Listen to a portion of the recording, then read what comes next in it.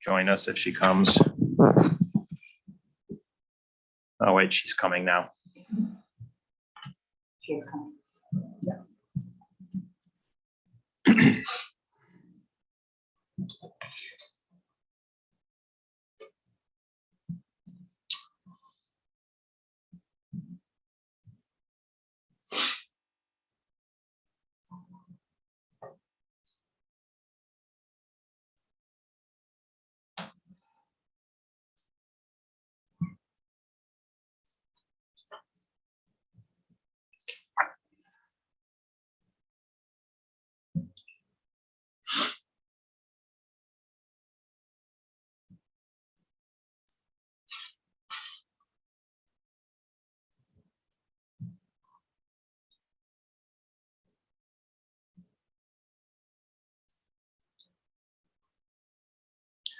Are we live? Are we live? Okay. She's coming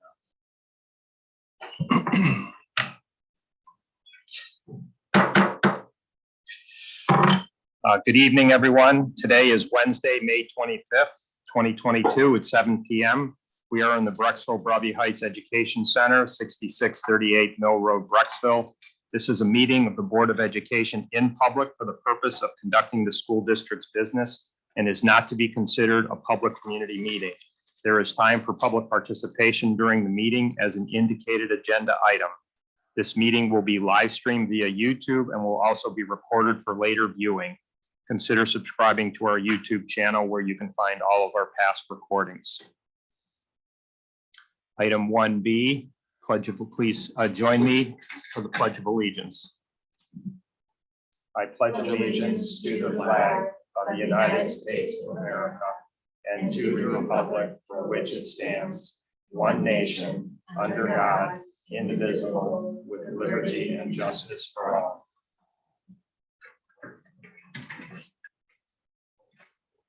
Item 1C, roll call. Mrs. Kramer? Yes. Mrs. Kwiatkowski? Yes. Mrs. Mack? Yes. Mrs. Wigman? Yes. Mr. Dosen? Yes. Item 2 is President's announcements, and I would just ask everyone if you could just please join me in a moment of silence to offer thoughts and prayers to the victims and their families involved in the tragic school shooting in Uvalde, Texas.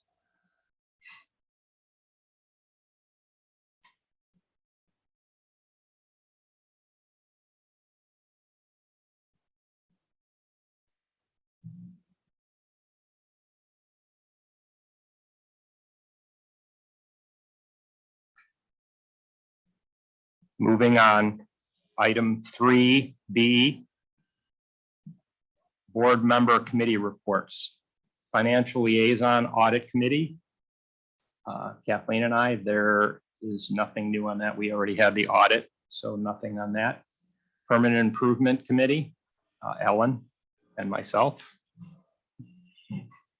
Nothing to report. No, although there, yes, I will be later in the meeting. Yes, yes, there is a lot of activity going on in terms of permanent improvement, which we're going to cover some of those changes later in the agenda, as well as, of course, putting the finishing touches on our new school building, which is very exciting, although that's not permanent improvement, but it's part of the greater capital effort to improve our campus. Board Policy Committee, Kathleen and Tish.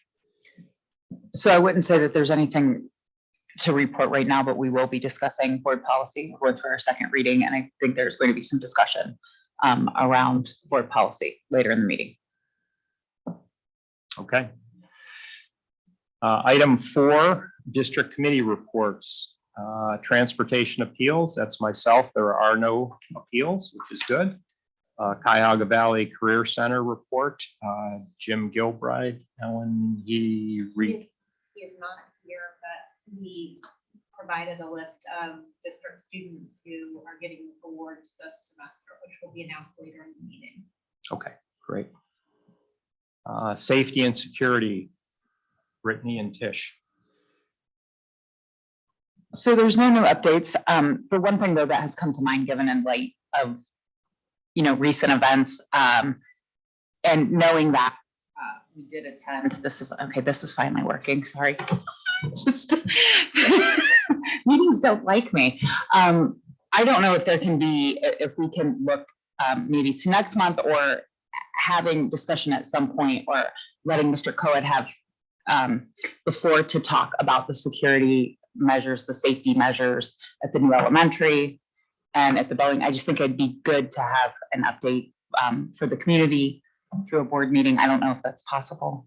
Because we do have some significant safety measures that are going to be put in place. I think it would be good for the community to hear that. Okay, yeah, and we could probably also touch on the recent improvements. Also, we had the middle school security vestibule installed. And so, yeah, maybe a review of our security measures across our whole campus would be good to include in that. Okay, schools foundation report, Brittany. Nothing at this time, thank you. ESO, Ellen. The last PSO council meeting of the school year was held on May 5th, and all the buildings at that time announced friend of the PSO awards for each of the district buildings. And each of the PSOs earlier this month hosted a variety of staff appreciation events at the buildings, and thank you very much to all the people who helped with those. It sounds like there was a lot of really nice events held for our staff.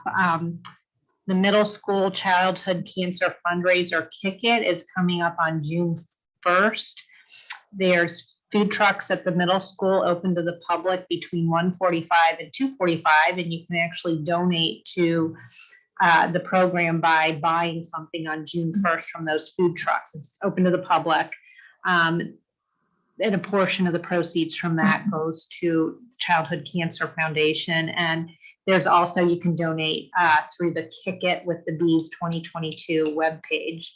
The middle school DC trip did happen this year for the first time since 2019. So happy, the 8th graders got to do that. The PSOs at all 3 elementary school buildings, Hilton, Highland, and Chippewa, will be hosting farewell events for each of the schools over the next several days. And the district orchestra program is also having a fundraiser through the end of May. This is a no-fuss fundraiser. It's a way to support our music education program in a very simple way. Just go to the bbhorchestra.com webpage for details, and that's through May 31st. Great, thank you. Other board member reports. Does anyone have anything else they'd like to add?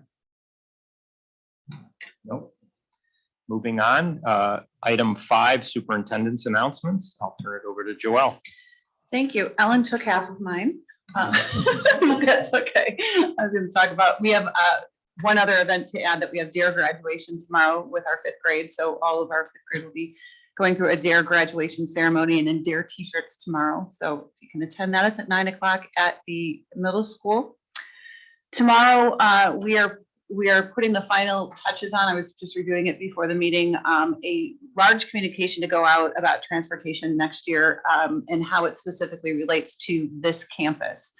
There will be very specific, we created some maps that will be linked to our web pages, also on the middle school and the high school page. It will talk about the start times of the schools, how people should get in and out, where the buses are going to be. So there shouldn't be any confusion on how we're going to access campus next year. This email correspondence will also be sent out probably every 2 weeks all over the summer. So it's a constant reminder. We will be answering questions as people send us questions and creating an FAQ and posting that on the website as well. So there's a lot of information going out. We have worked extensively with both of our police departments, both in Brexville and Broadview Heights, because as you know, this campus is split between the 2 municipalities. They have had input. They have given us their opinions on how they want to see traffic flow. They flow on this campus, as well as what it will look like out on Mill Road, since we're going to be about doubling the amount of traffic at given times on that road. So a lot of information. all blessed by both of our police departments, a lot of new signage that is going to be made to help people with direction, new signage that's going to be made by both Brexville and Broadview Heights Police as well, that where what we do on this campus will impact other intersections in both cities. So they are creating signage to help drivers who come down this road understand everything that we do is going to be through a restricted time though. So it's not going to be that, if you came on this campus at noon that you'd have to follow those same traffic patterns. So the signage will indicate those times in which there will be limited access in certain driveways. Again, all explained in the email that it will be going out and then linked to our website and on maps. So that is coming here. The goal is to get it out by 4 o'clock, my normal email time tomorrow. If we can finish the final tweaks that have to be made by then, we'll do it. If not, it'll go out latest on Friday, but definitely will go out before the Memorial Day weekend so people can look at it, start to understand it, and ask whatever questions that they might have for next year. I was going to talk about some of the safety in lieu of the events that have happened. If you want me to do it now, if you'd rather have a formal presentation next month, that's completely up to you. Look at my board colleagues. I think given light of everything, I don't think you can have too much discussion around it. Yeah, I think if you can share your comments and we'll do a deeper dive next month. Sure. So for this year, I know it's these horrific acts happen and it's just horrifying, and the thoughts that go through our teachers' minds and our parents' mind they're just awful. And are we doing enough? And it really makes you start to think about your own safety procedures that you have in our buildings. And we do on a yearly basis train our staff and our students on and have intruder drills that we're required by law to have, and we do have them every year. We talk about safety. We are constantly checking doors of being propped open and telling teachers, even though in some of our buildings right now it's really warm because we don't have air conditioning in our elementary schools right now, the importance of being diligent about making sure that those doors are closed. All of our doors are locked. We do buzz in people. We've had some conversations today. I got some great feedback from some parents about, how when we buzz into the building, the doors open before people have asked, why are they there? And so something that we're going to be working with our principals on to say, look, we've got to be more diligent about that, especially in our elementary schools where the doors, once you get in the building, don't go into a secure area. That once they get inside, they can go down any hallway and essentially to any class, which is why we need to be more diligent about that.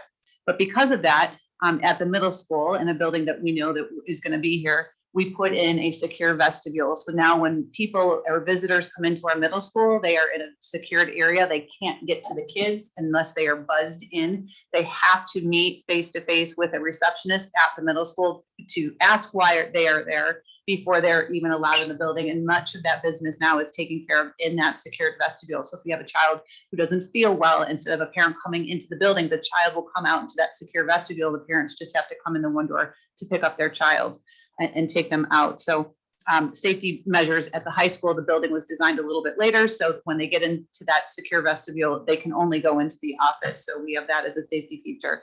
We currently have an SRO officer full-time at our high school. The plan is next year that we will have SRO officers at all 3 of our buildings full-time. So they will be there all day when the kids are there, when staff is there. We have the current MOU that we're creating with the city of Brexville that will actually oversee 2 of the SRO officers next year, the one at the elementary school and either the high school or the middle school, that is yet to be determined.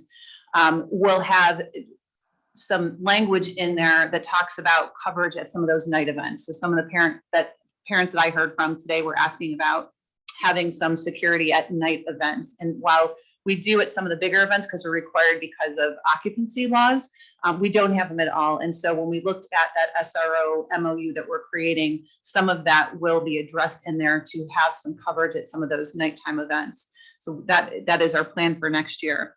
In addition, at the new elementary school, we heard loud and clear when we were designing that building and building that building that safety is first and foremost on the minds of all of our parents and keeping our kids and staff safe. So in that design of our new building, there is a triple entry before you're even going to get to step foot into where kids might be. So as a visitor, when you come in the door, You can open up the first set of doors. You can register for your visitor's pass. You have to be buzzed into a second door, which will get you into a reception area where there will be 2 adults at that reception area. And depending on the business of the visitor, it will be determined whether or not they get buzzed in yet again into the area where kids will be. Right inside that vestibule, when you enter the school, our SRO officer's office is right there in the vestibule. So it is very clear the minute somebody walks in the building that there is police presence right there. And so that's where his office is designed on purpose. In addition, we've also put bulletproof sheeting all over the windows of all the entryways in that school. It was a pretty big expense to the district, but certainly well worth it. It was about an $18,000 purchase to make sure that we had bulletproof sheeting on all of the glass that are in the entryways of the schools right there. We worked with local law enforcement to create the number system that's on the outside of the building. So if there was ever a situation there, police can identify which rooms in the building very quickly. Both of our safety forces from both cities are also doing their own drill at our new elementary for the purpose of them getting to know the building. So this is a purposeful drill that they're planning there. Both Brexville and Broadview Heights first responders are participating in this drill. This is going to happen on July 25th before we even open the school. So there'll be a lot of problem solving after that drill. If we need to make any additional improvements or they want us to do some additional things, we will look forward to that report. In addition, the local SWAT team is doing a drill there. So not only are we looking at our local law enforcement, but then from a higher level, God forbid if there was ever an incident at a school where people were barricaded and being kept hostage and the SWAT team needed to be called out, they will have an understanding of our building and how it works. And so they're doing a lot of that training there as well. So we've taken a lot of those concerns into account in the design of the building, even to the point of how we design the pods. So in the buildings, there are wings of different grade levels. Those wings are locked down by secure doors into the pod. So if an intruder got into the building, that it immediately would be locked down where they couldn't get access to the kids if they were in their classrooms. And then if they could, by some chance, get access inside there, the doors also lock on the classroom. So there's double security measures even within the school in terms of, if an intruder came in, their access to kids. Just a quick overview of some of the things that we're doing here. Can I ask a question for clarification? Okay, so when I had the opportunity to tour the new elementary, it's beautiful, very exciting. When you were talking about the 3-tiered entry almost into the building, and that we have the SRO office on the one side, and then don't we also, and maybe you said this and I just missed it, don't we also have someone there to receive the staff member at a desk there as well? Yes, so that's the reception area. So Okay. after you would enter the second door of this, there would be 2 adults right there to receive any visitors that come in, and then depending on their business at hand, would then have to be buzzed in a second time into the actual academic area of the school. Okay. And the reason I ask that is just because if that SRO is having to respond to something, or there's other people that have to get up and go, that it's not just left open. And because, even with the event that happened, I mean, he blew through everything getting into that building. So that's why I'm asking is if you were to see somebody out there, we're going to have staff that's going to be surveilling. Yes, No matter absolutely. what.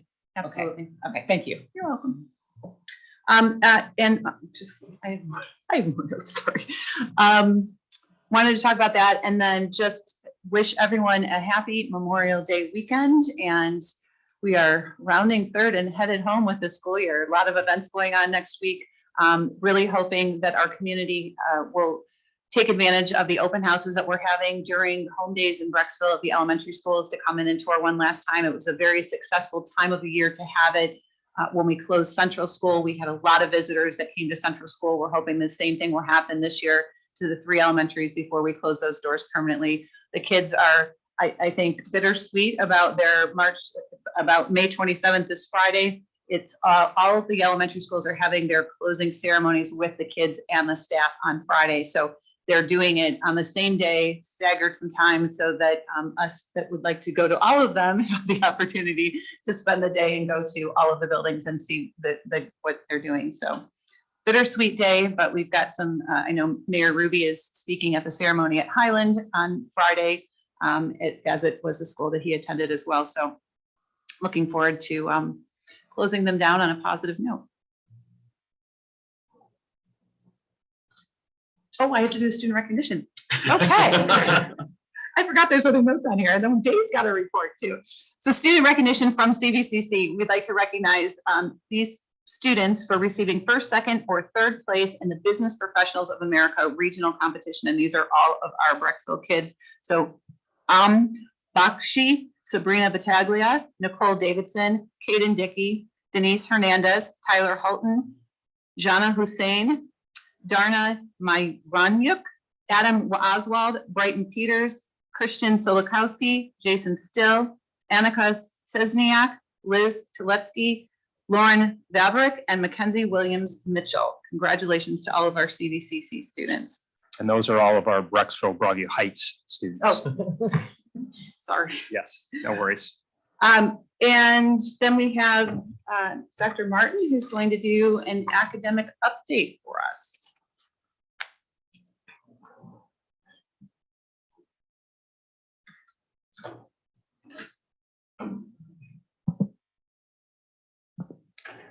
Good evening. So this is my attempt at a concise overview.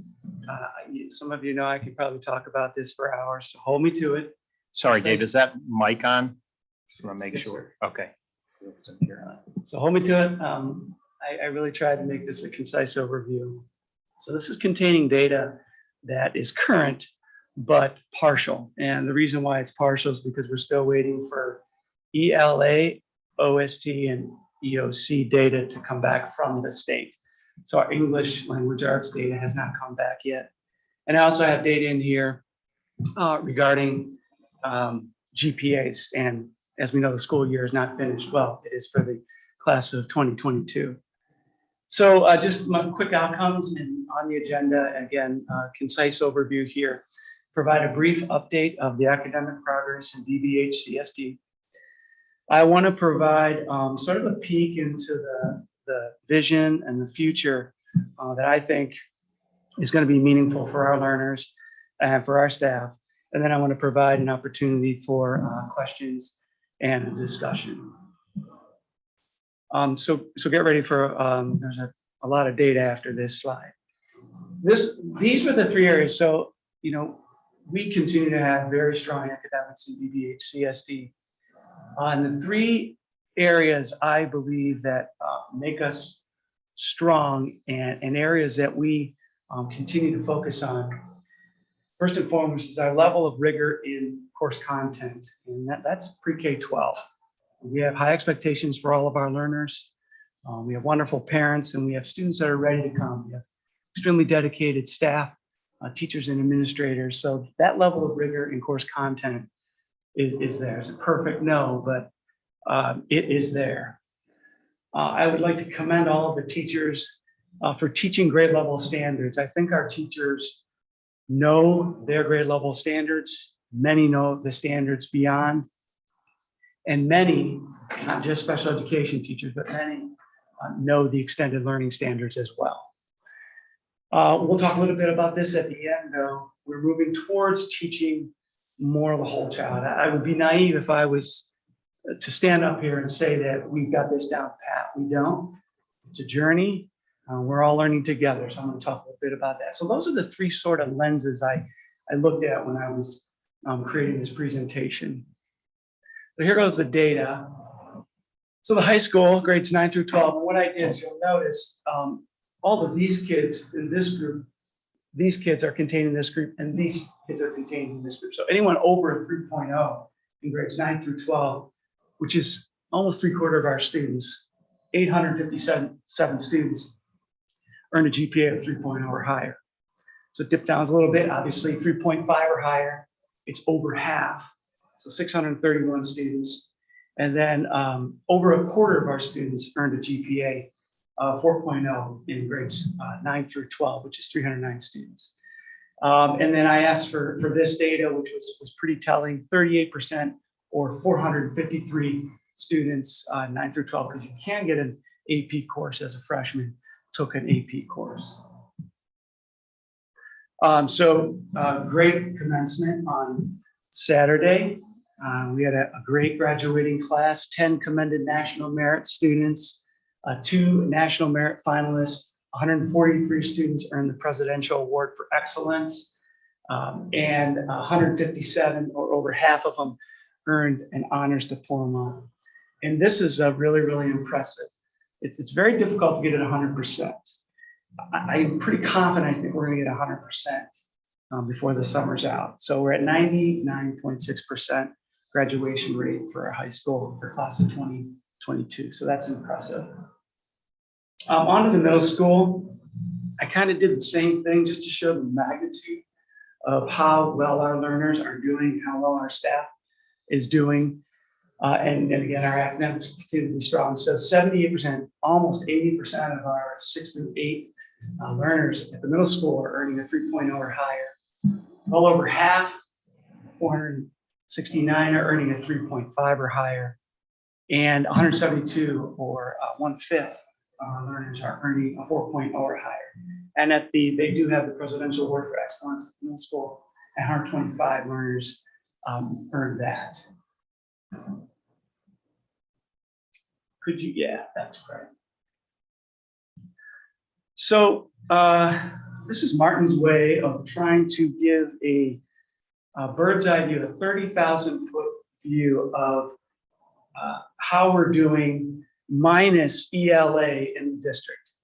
So you'll notice these are all OST and EOC tests. So there are 14 of them.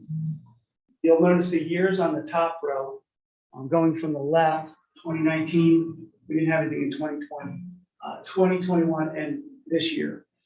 And at the bottom, you'll notice there are percentages. So let me explain here. All of these, I removed the names, but there's science, social studies, and mathematics contained in the OSTs and the EOCs. So let's just hypothetically, it's not, I know which ones they are, it's not. Let's say this is 5th grade math. So in 2019, the percent proficient was 93. The percent proficient in last year was 90, and the percent proficient this year is 22. So what I did is I sort of took an average of the percent proficient in those 3 areas and totaled it. So in 2019, we had 92% of our learners on the aggregate in those 3 areas, because I had to take out ELA, control for. That was the average in 2019. Last year, it was 88%, and this year, it's 89%. So we are getting back, we are creeping back to where we were. For those of you that are interested in stats, this is not scientific. I did run an effect size to see if we're going in the right direction, and we are. So the effect size is you take the mean of one group minus the mean of another group, and you divide it by the standard deviation. So let me just, in layman's terms, say the effect size was much larger in the negative between 2019 and 2021, and it was smaller. Still negative, but it was smaller. So that told me 2 ways of looking at it, that we are going in the right direction. So we all know that in BBHCSD, yes, academics are important, GPA is important, test scores, we know we're ranked, etc. But there are many more other opportunities for our learners, including arts, athletics, sciences. It goes on and on. The list would be long and exhaustive here, with robotics and gymnastics, etc. But we do have a lot of opportunities and a lot of ways for our learners to kind of find their niche and find their way.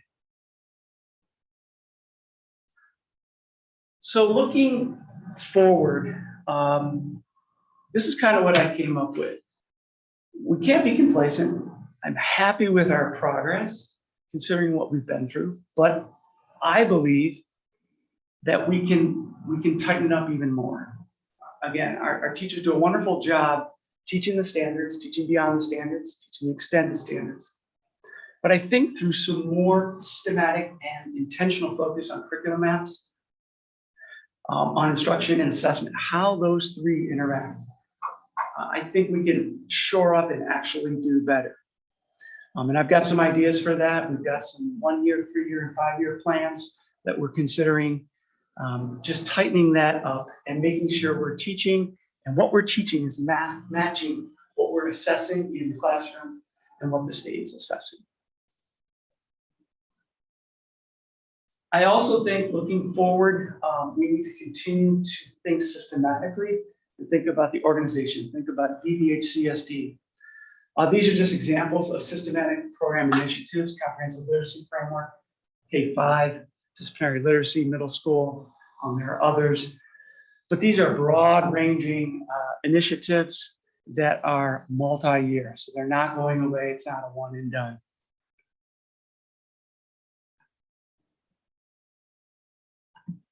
And kind of coming full circle back to the whole child, you'll notice we have the emotionally prepared quadrant of our portrait of a graduate.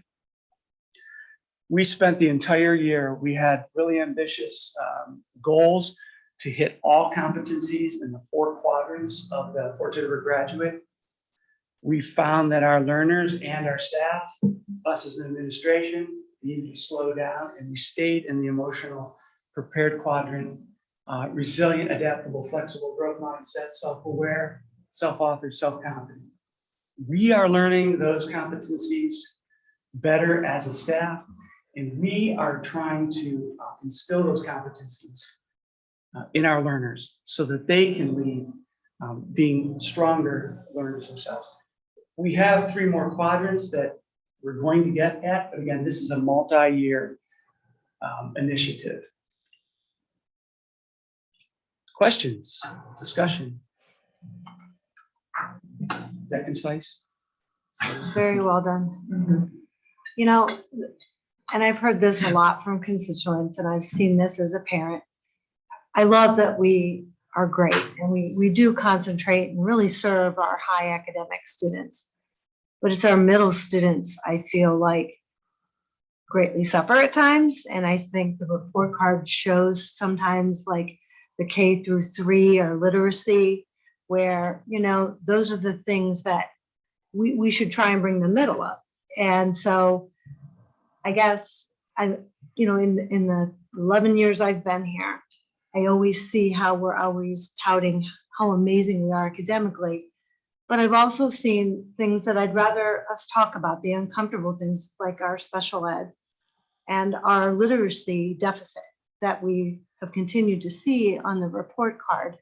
You know, what are we doing? Like with title, are we doing anything to address those deficits? I know special ed has been a lot of change and it's continuing to change and move, but what are we doing with the middle of the road, the strugglers, and that K through 3 literacy day? So our comprehensive literacy framework, first, I think you're right. We have to be concerned about all learners. We do have a lot of high performing students that might skew it a little high. But our comprehensive literacy framework is a responsive literacy model that really levels students. And if students are moving up at a quicker pace in, say, a guided reading text set, then the teacher is to move them along. But if others are not, based on the data, then they have to meet them where they're at. Gone, hopefully, are the days where all kids are reading the exact same book. We have to get to a very targeted, grouped, flexible grouping type of instruction. It's a process. I don't argue with your points. We have to get that knowledge into the hands of all teachers so they begin to see the learners, that they're responding to their learners, they know their learners, and they know the next move with their learners. It's coming along. I don't agree with the way that the K-3 literacy, I know.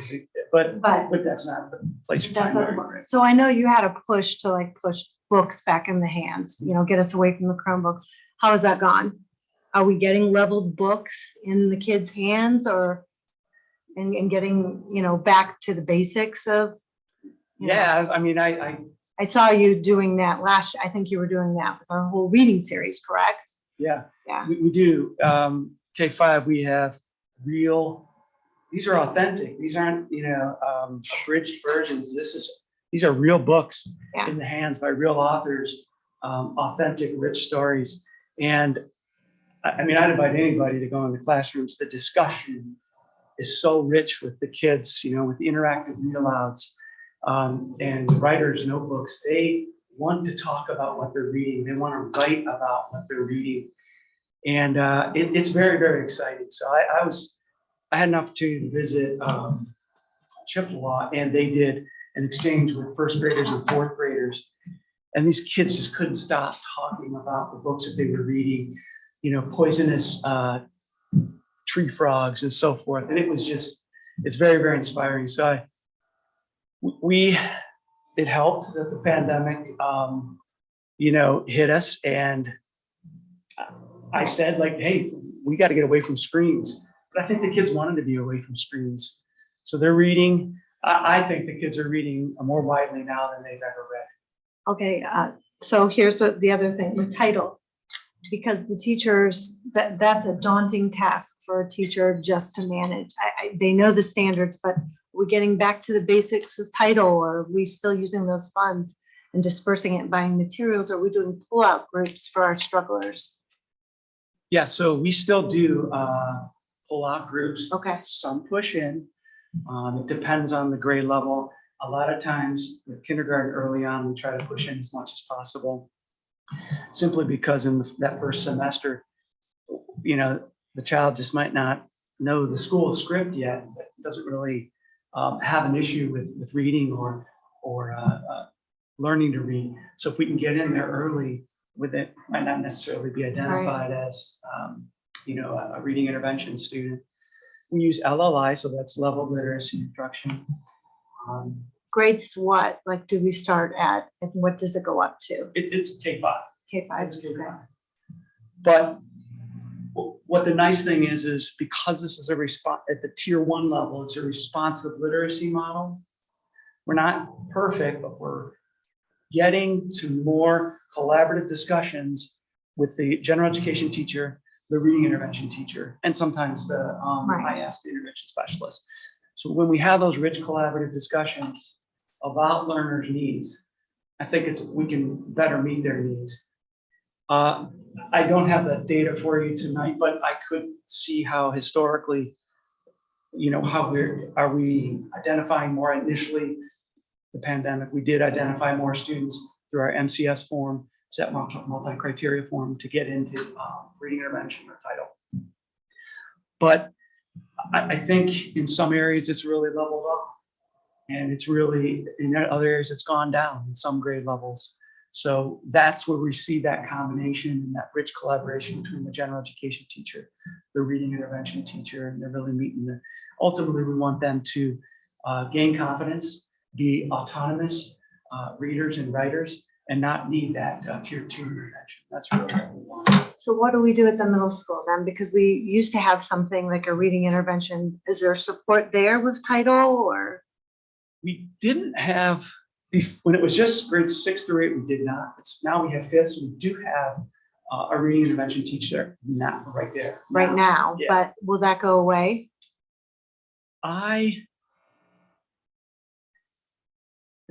We don't know yet. Okay. We don't know yet. I just know children who have been caught and helped at that middle school, and that we had a dedicated time where they were reading. I forget what it was called, but the struggling readers would go and circle in to that. So that's the hope.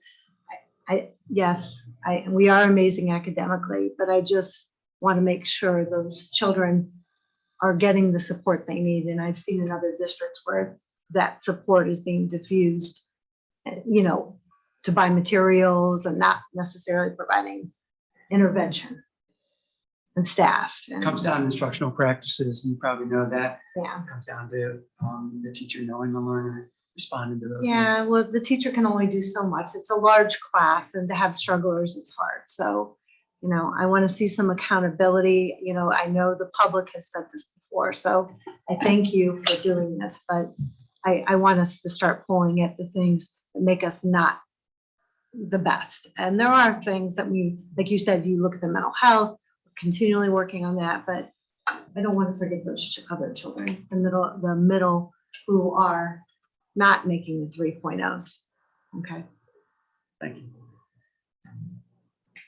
I guess I do have some questions. And they're not going to be as in-depth as probably Mrs. Max, regarding literacy, a little bit more cross content, but I'm in complete agreement about, I heard the many comments during campaign about, we are great with rigor. We are great with our top tier students. But you get into, tier 2, tier 3 intervention, kids that do struggle, that need intervention. And I think there's perception that instructional practice might not be as strong there. And so that is a huge passion of mine, and it is a concern. So I guess a couple questions. You had said, that there are rich discussions taking place among staff, general education teacher, literacy, and intervention specialists. When does that happen, and how often? I'm just curious. We have PLC meetings, Okay. professional learning communities. Sure. There are more formal times during staff meetings as well. Okay. There might be release time. We had today. It's hard to train late in April or late in May, as we all know. We have some ISs that are moving to a different level, down to the elementary level. So it was vitally important that I get them trained in our math curriculum, which is Ready Classroom, and it was extremely successful. So just being dialed in on my department, planning, working with Cindy, planning, not just for this year, we're planning next year, the following year. We are establishing, so this is a great question. I'm getting all excited now because we're establishing this protocol for our data discussion meetings next year in the Pre-K-5 building. And as we know, the PLC meetings are going to be embedded during the day, which is really, really exciting. So they're not like looking at the clock and trying to make a copy or whatever before school. And I think we have a critical majority of buy-in with that. I think the teachers are very excited to be together in one building next year. So hopefully it's going to be embedded during the school day, and it'll be more structured. We'll have a data meeting. We'll have a instructional practice meeting. We'll talk explicitly about effective ways to meet those learner needs. Does that answer your question? Yeah. Okay. So then, so that's good to hear that they're going to have time during the day. That's good. This might be a little bit of a different jump. What's your take on when you look at instructional practice? I'm assuming you do get out in the buildings and you look at. Not enough. Of course not, but in even talking with your principals, what's your sense of cross-content differentiation? We talk a lot about ELA and math, but how are we doing for everyone across all content areas? Social studies, science. How are we doing there? Because that's where I hear a lot of parents say, we're doing a unit on the moon phases. My kid doesn't. They're getting the same thing that everybody else is getting, but they can't access that to help their learning. So at the elementary level, as we know, they are more or less self-contained. We'll teach all of the content.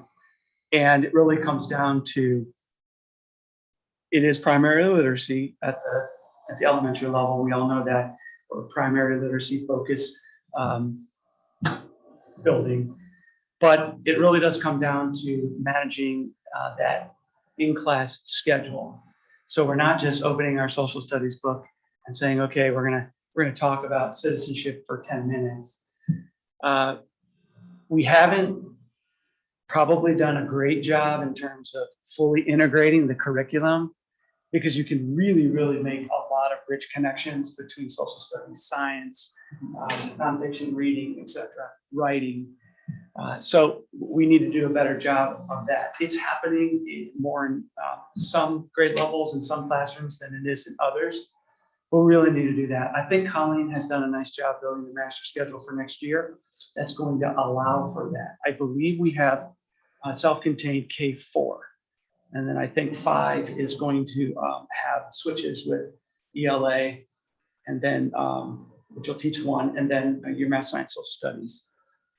At the middle school, I mean, I talked a little bit briefly. Disciplinary literacy is really, really exciting because it's essentially teaching the kids how to think like a content expert. So if you go into art class, you learn the teacher, it's another multi-year initiative. When you walk into art class, you are thinking like an art expert, meaning you are thinking, writing, discussing, and reading like an artist would in his or her content. Similar, you go to history, same thing. The teacher, we're all getting trained, the teacher is trying to teach the kids how to be disciplinary experts in the content. Now we just finished our first year.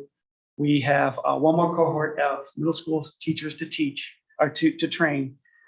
So that means 2/3 of all middle school teachers, and these aren't just math, science, social studies, PE, art, music, computer, they're all in there. And I gotta say, it's amazing to see them build off of each other's, in the trainings, build off each other's content and talk about how to integrate. High school, very much content specialists. Yes. And very good at what they know and how they teach. So that's a little bit more challenging to integrate at that level. Does that kind of give you a perspective? Mm-hmm. Yeah. You know, an interesting thing that I've seen where I work is we started like in the job I do. I went in the science room, and the science had never had the gifted intervention specialist in there. And I just created a high ability lesson to show what rigor is. And I know we have some amazing, interventionists here and gifted interventionists, and getting them to go into the non-ELA and math, pretty much where we target, and getting them into the content really helps show what it looks like. And so, I challenge us to use our support resources, because it never happened before. And these people were blown away of what, how you can do something and what high ability looks like, because they're often, the contents are forgotten. I mean, so that might be re-examining positions and what literacy and the specialists do, and going in and modeling that and showing that. It just, I think of some of our interventionists, and if you got them in front of certain individuals, they would be open to wow, and so maybe that's a solution, but I know that it does push people along better than, Yeah. we expect you to do this, the modeling, just like kids. So that's a suggestion, is kind of re-examining roles and Thank you. what you do. So one last comment, and then a question. I love that you included the quadrant, the emotionally prepared quadrant, and talked about that a little bit, as I think that we can talk about academics and how strong we are in that, and we are, and that's, and we're as good as our weak areas, right? It's the areas that we have to keep improving on. But I think, really looking at the whole child and realizing, I'm glad that the district realizes we need kids that are that can self-manage, that can self-initiate, self-direct, that can have a growth mindset. I mean, that those skills are so critical for success in adulthood. So I love to hear that. Thank you for including that. And then I guess my question to you, and maybe to us as a board and to the superintendent, is when you say that we have an academic vision, what do you see? What is that vision statement? you were gonna give me one. I know I'm really putting you on the spot, so, with that, what would you say? I mean, I hear what you're saying, it's rigorous and we're doing well, but what? That's it. All children are lifelong learners. Okay. It's my goal. Every single child is a lifelong learner. I can quote you on that. Right. I do. I was waiting. I'm gonna come up a couple, 10, 30, 40, 50,000 feet, a little higher level. So, we saw in what you presented, a decline from 2019 to 21, assuming it's correlated with the pandemic. Try not to say that word. Understand, but, we also have heard about the deficits that occurred over that time, the flipping between hybrid, remote, all that went along with the nightmare period of time. Are we seeing the deficits that came about during that period? Are we seeing those brought whole? And are we, and not just us, but this is everywhere, right? Like, is there tracking being done to say, are some of these students, did they make up the deficit? Are they still short? I know we had some programs in place during the throes of it in the summer to provide more intervention. So can you speak to that at all about where we're at with trying to make up that ground that we lost the last few years? Yeah. So, and again, that is the credit to teachers and administrators in the trenches, in the buildings, making sure they're giving those free assessments, seeing where the kid is at, meeting those needs, responding to those learner needs, and addressing them. I would say that, yeah, we saw an aggregate number. Those are thousands and thousands of kids in those percentages. If I went on the qualitative side, I could probably bring in, real live stories of kids who made it out of reading intervention, had been in reading intervention for 2 or 3 years and just, got in person, face-to-face teaching. Those stories do occur and they're alive and well. Again, as I said to Kathleen, I think I can probably find data as you look at like our title numbers, and if our title numbers have gone down, and it's more not commensurate with a decline in enrollment, but it's more than what we would expect after controlling for enrollment. I think that is very telling. That means those are our at-risk vulnerable kids that are no longer needing a tier 2 or more intensive instruction. So I don't have the data for you tonight, but I can definitely look into that. My sense is that I think we're either slightly below. I know that the numbers are not ballooning, slightly below or even. I think we're probably doing okay in that level. And I guess since you went to the 50,000 foot level, I just want to say this. And again, we saw our students, and our students are wonderful human beings. I've said this to administrators, I've said this to colleagues. I'm more worried about society in 10 or 15 years because there's kids who did not step in a school building last year in a different zip code. So our students will be working side by side, possibly, or living side by side, or being in the society with all students that have a residual from this pandemic. So for me, that's a big concern. But that goes into the whole child, and that goes also into how do we best prepare our students to have a moral, ethical, and academic responsibility to deal with what society makeup is going to be. That's just my attitude. Well, yeah, and you're right. I mean, there's going to be implications from what we've gone through across all of society and across the world. But here in our corner of the world, we need to do the best to bring everyone back to where they need to be. It sounds like we're on that type of trajectory. What about students who still have some deficit and are looking for more help over the summer months, which are on us? I know now we're kind of veering off maybe into another topic, but are there programs and help available for those students who are still trying to catch up? Are you talking about formal help over the summer, such as summer school, like we did last year?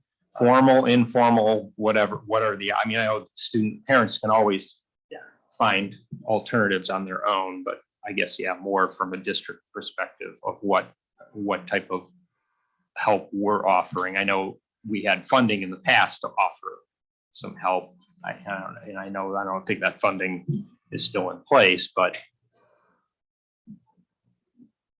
We do have some funding left. Oh, But that was part of the survey that Dr. Martin sent out to the community because of all the stuff that's going on this summer. And I'll let him talk about that more with the new building and all of the moves, everything with getting staff to do that. It was difficult. So we're going to be looking at adding some tutors next year to push in and spending what money we have left from ESSER 3 to achieve some of those deficits. okay. Pretty targeted next year. It's about $240,000. Dr. Martin, on slide 7, where you showed the percentages of growth that we've been able to recover pre or post 2019, there are a few line items that outline marked improvement, even exceeding where we were in 2019, which is really great to see.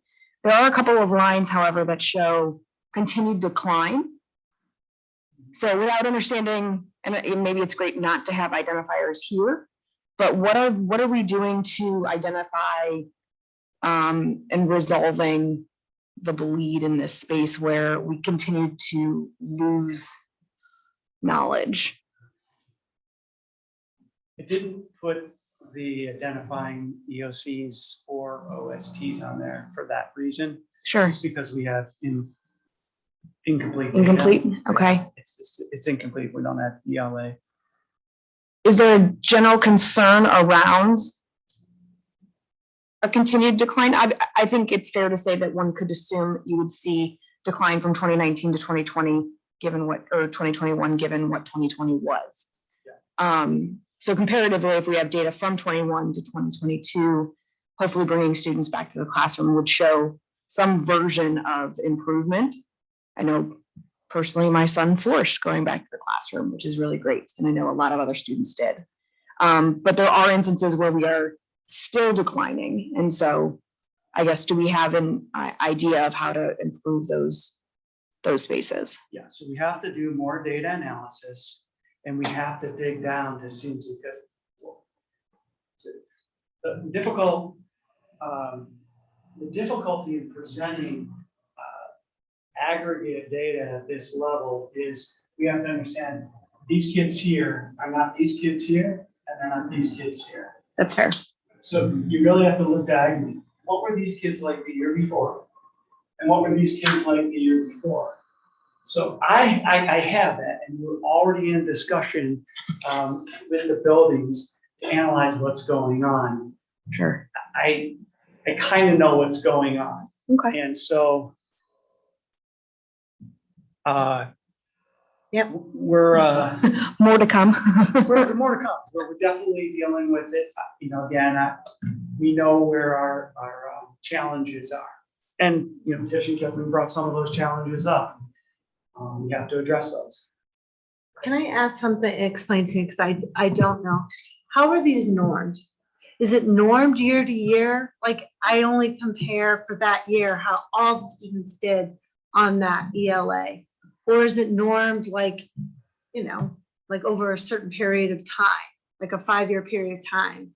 Like, how do they figure out what 77% is? It's the total of that year, correct? It's How the percent students proficient. This is, so this is just percent proficient for that proficient. year in that particular content Okay, in math, science, or social studies. okay. I don't Like think- norming, how does norming affect us, and does it affect us because of what's occurred?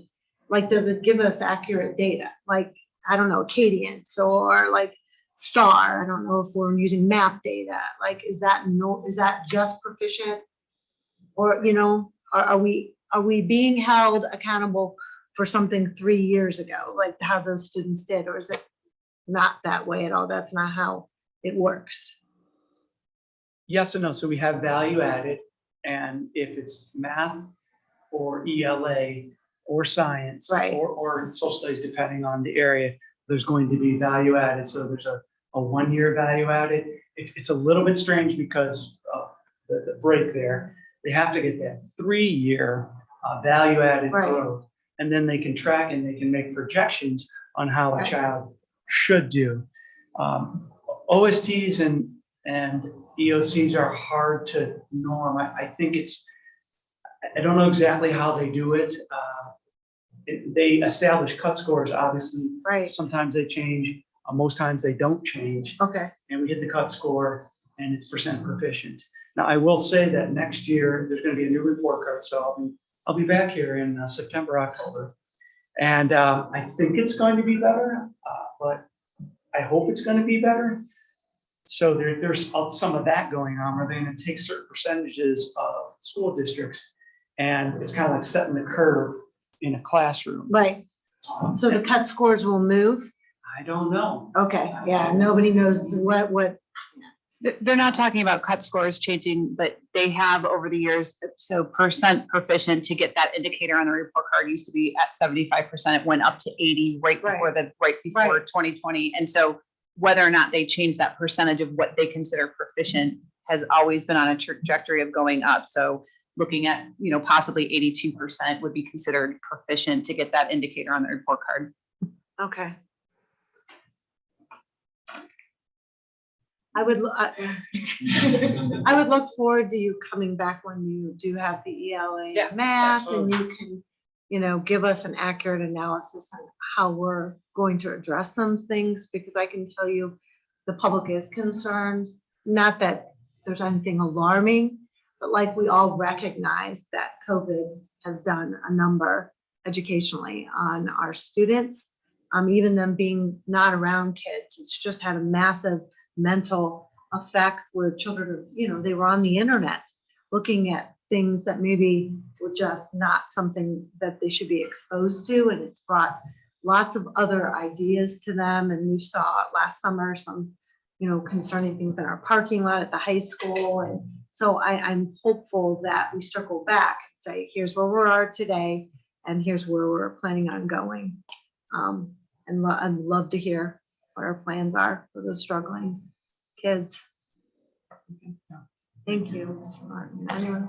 Thank you. Thank you.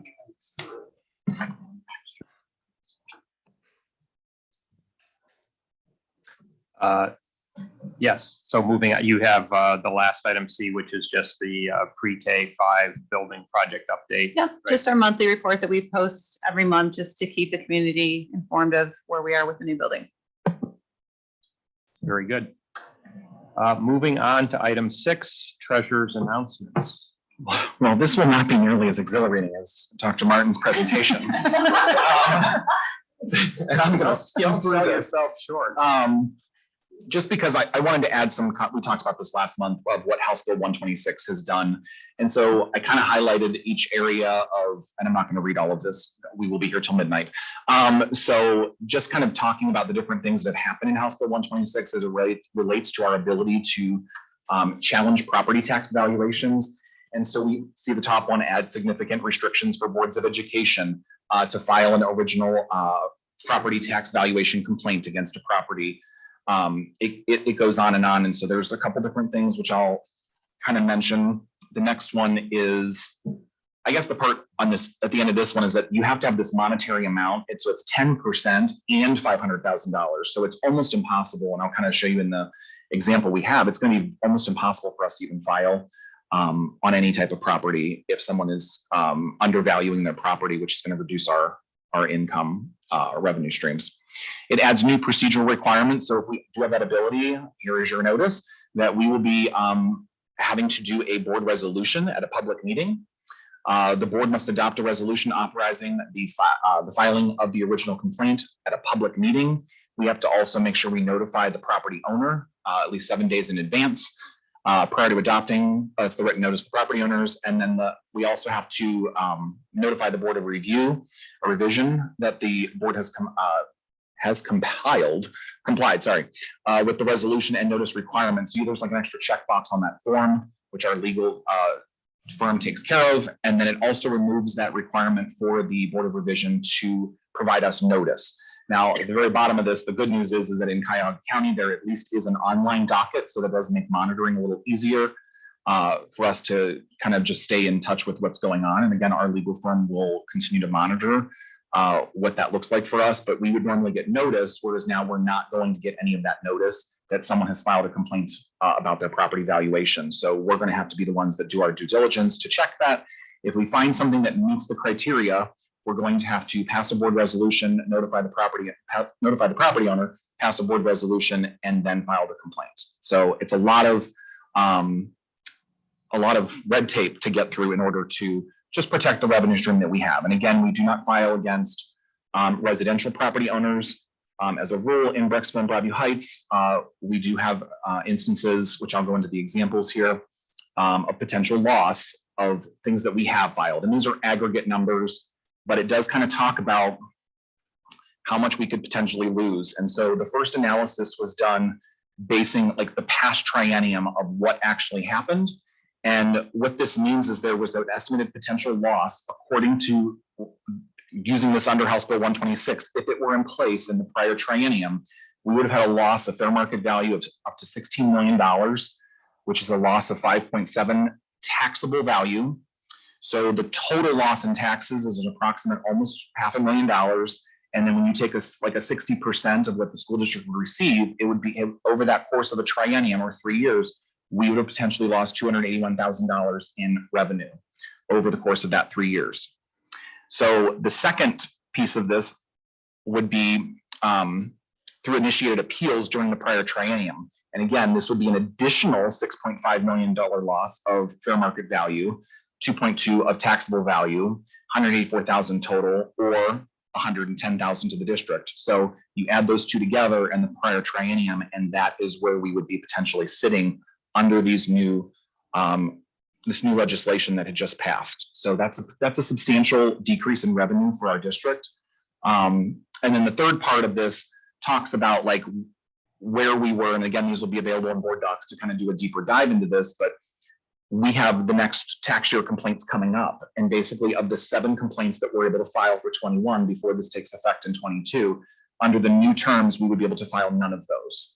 So it would be additional loss of revenue because the new rules, we would not be allowed to file at all on any of the properties that they have surveyed that in the past we would have filed because some of them are $300,000 in valuation, 400,000 or whatever.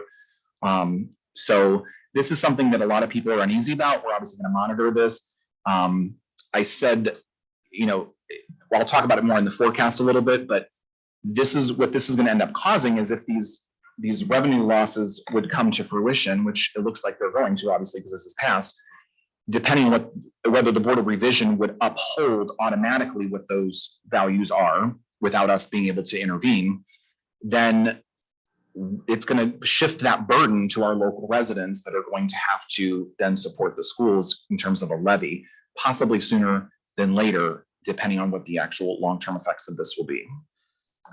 Mr. Yanaglos, it seems like this new law is making a lot more work for you. Well, luckily, I mean, like I said, we do have, like Fisher Phillips does monitor all of this mostly for us. So we probably talk like once a month, relatively briefly, depending on what's going on, just to kind of stay up to date on this. And we have certain things that we can do settlement agreements now. In the new legislation, we can't do that. Or we'll sometimes find middle ground with somebody to just be done with it versus having to do full appraisals. Sometimes we do a cost analysis of that because sometimes we've had like they'll try to decrease property value by $1 million. Well, it's worth it for us to get a valuation or appraisal of that property, which could cost us $6,000 or $7,000 or $8,000 to do that.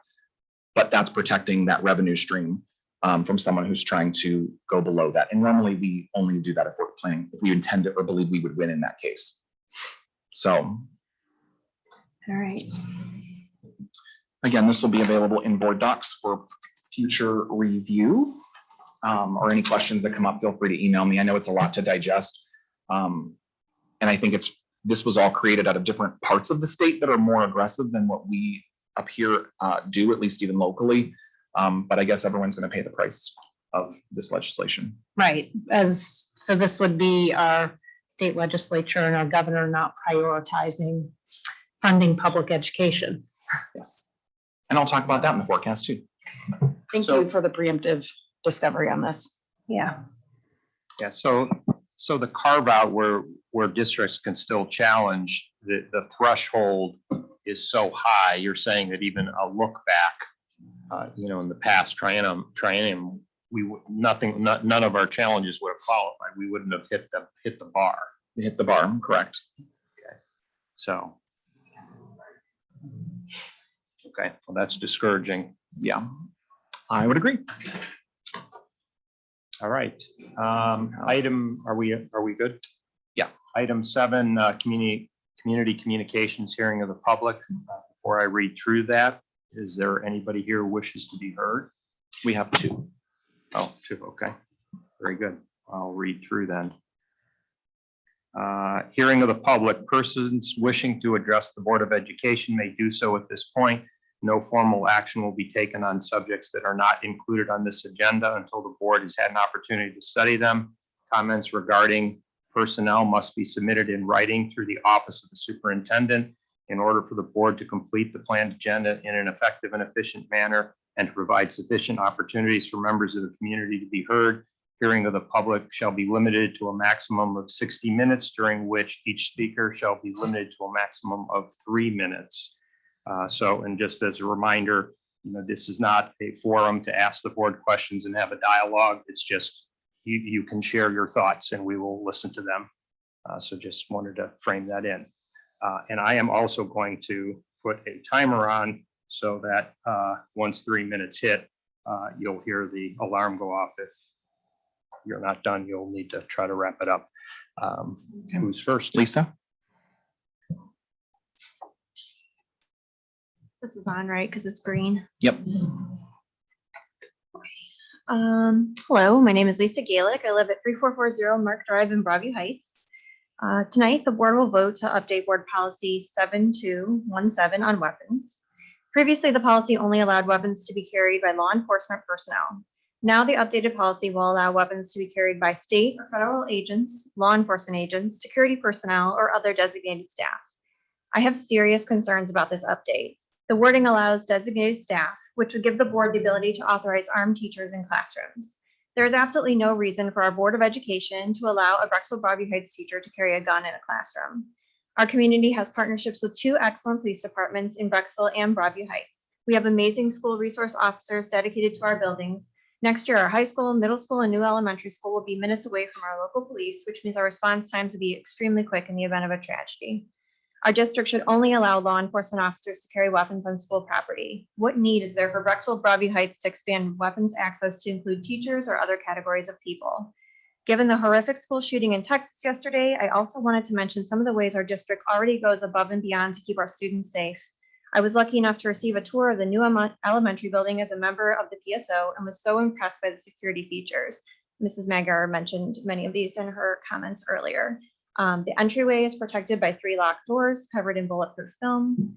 Just inside the entry is a dedicated office for our school resource officer to monitor people coming in and out of the building. Those are just a few of the state-of-the-art security features. Our school district is already doing all it can to keep our kids safe. Allowing more people with guns and less training in our schools is not the answer. We need to start demanding solutions at the state and federal levels instead of pushing local schools to just keep implementing solutions like guns in the classroom that defy common sense and will not keep students safe. Please revisit the language in board policy 7217 to make sure our district is only authorizing trained law enforcement professionals to carry weapons around our children. As always, thank you for your time. Thank you. Bonnie Jo?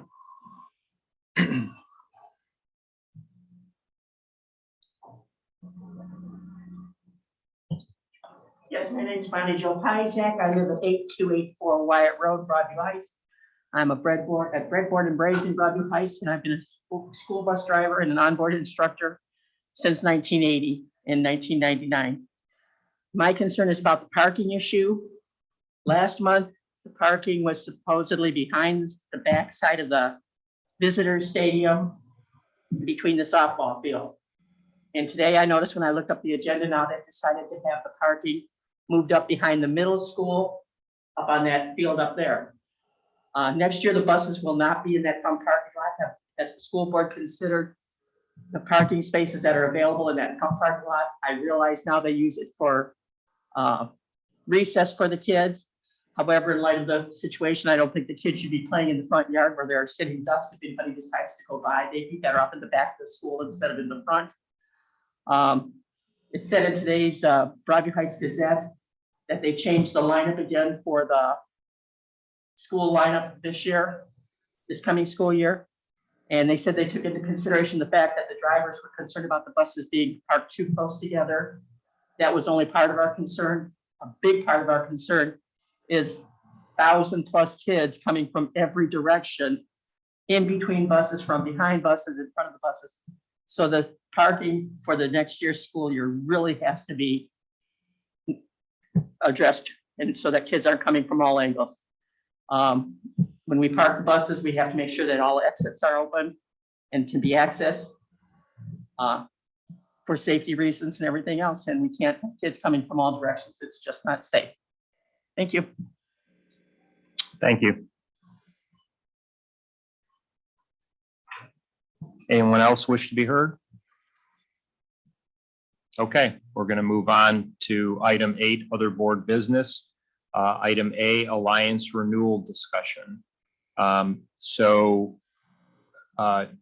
and Craig reached out to me about we're part of, I'm going to turn it over to them to kind of give the summary of it, but we've been in an alliance for a number of years, and we're getting similar services from other organizations, and they're recommending that we not renew, but I'll let you frame it in, or both of you.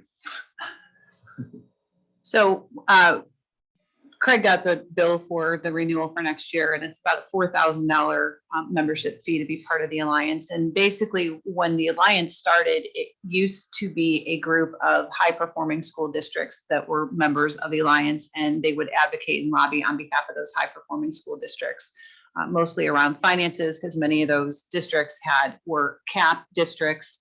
And so they had a real voice and a real lobby floor. The Alliance has since grown to have more than just the original high-performing districts that it has. It's an organization that will allow any school district that wants to pay the $4,000 membership to be part of it. And they still advocate on behalf of school districts, but at all different levels. They've had a voice in the redesign of the report card that Dr. Martin had mentioned. They do set up monthly meetings and give us legal updates or let us know about these House bills, as Craig had talked about earlier, updates, and they kind of get an inside scoop on that. They are one of 3 organizations that you as a board belong to, as well as myself, as well as Craig, belong to other professional organizations that essentially give us the same information. So when the bill came this year, Craig asked me if this is something that we wanted to renew. We threw it out to Mr. Dosen and said, is this something that we want to renew, knowing that we get this information from other organizations, and decided for you guys to have a conversation about it here at the board meeting. What other districts are pulling out?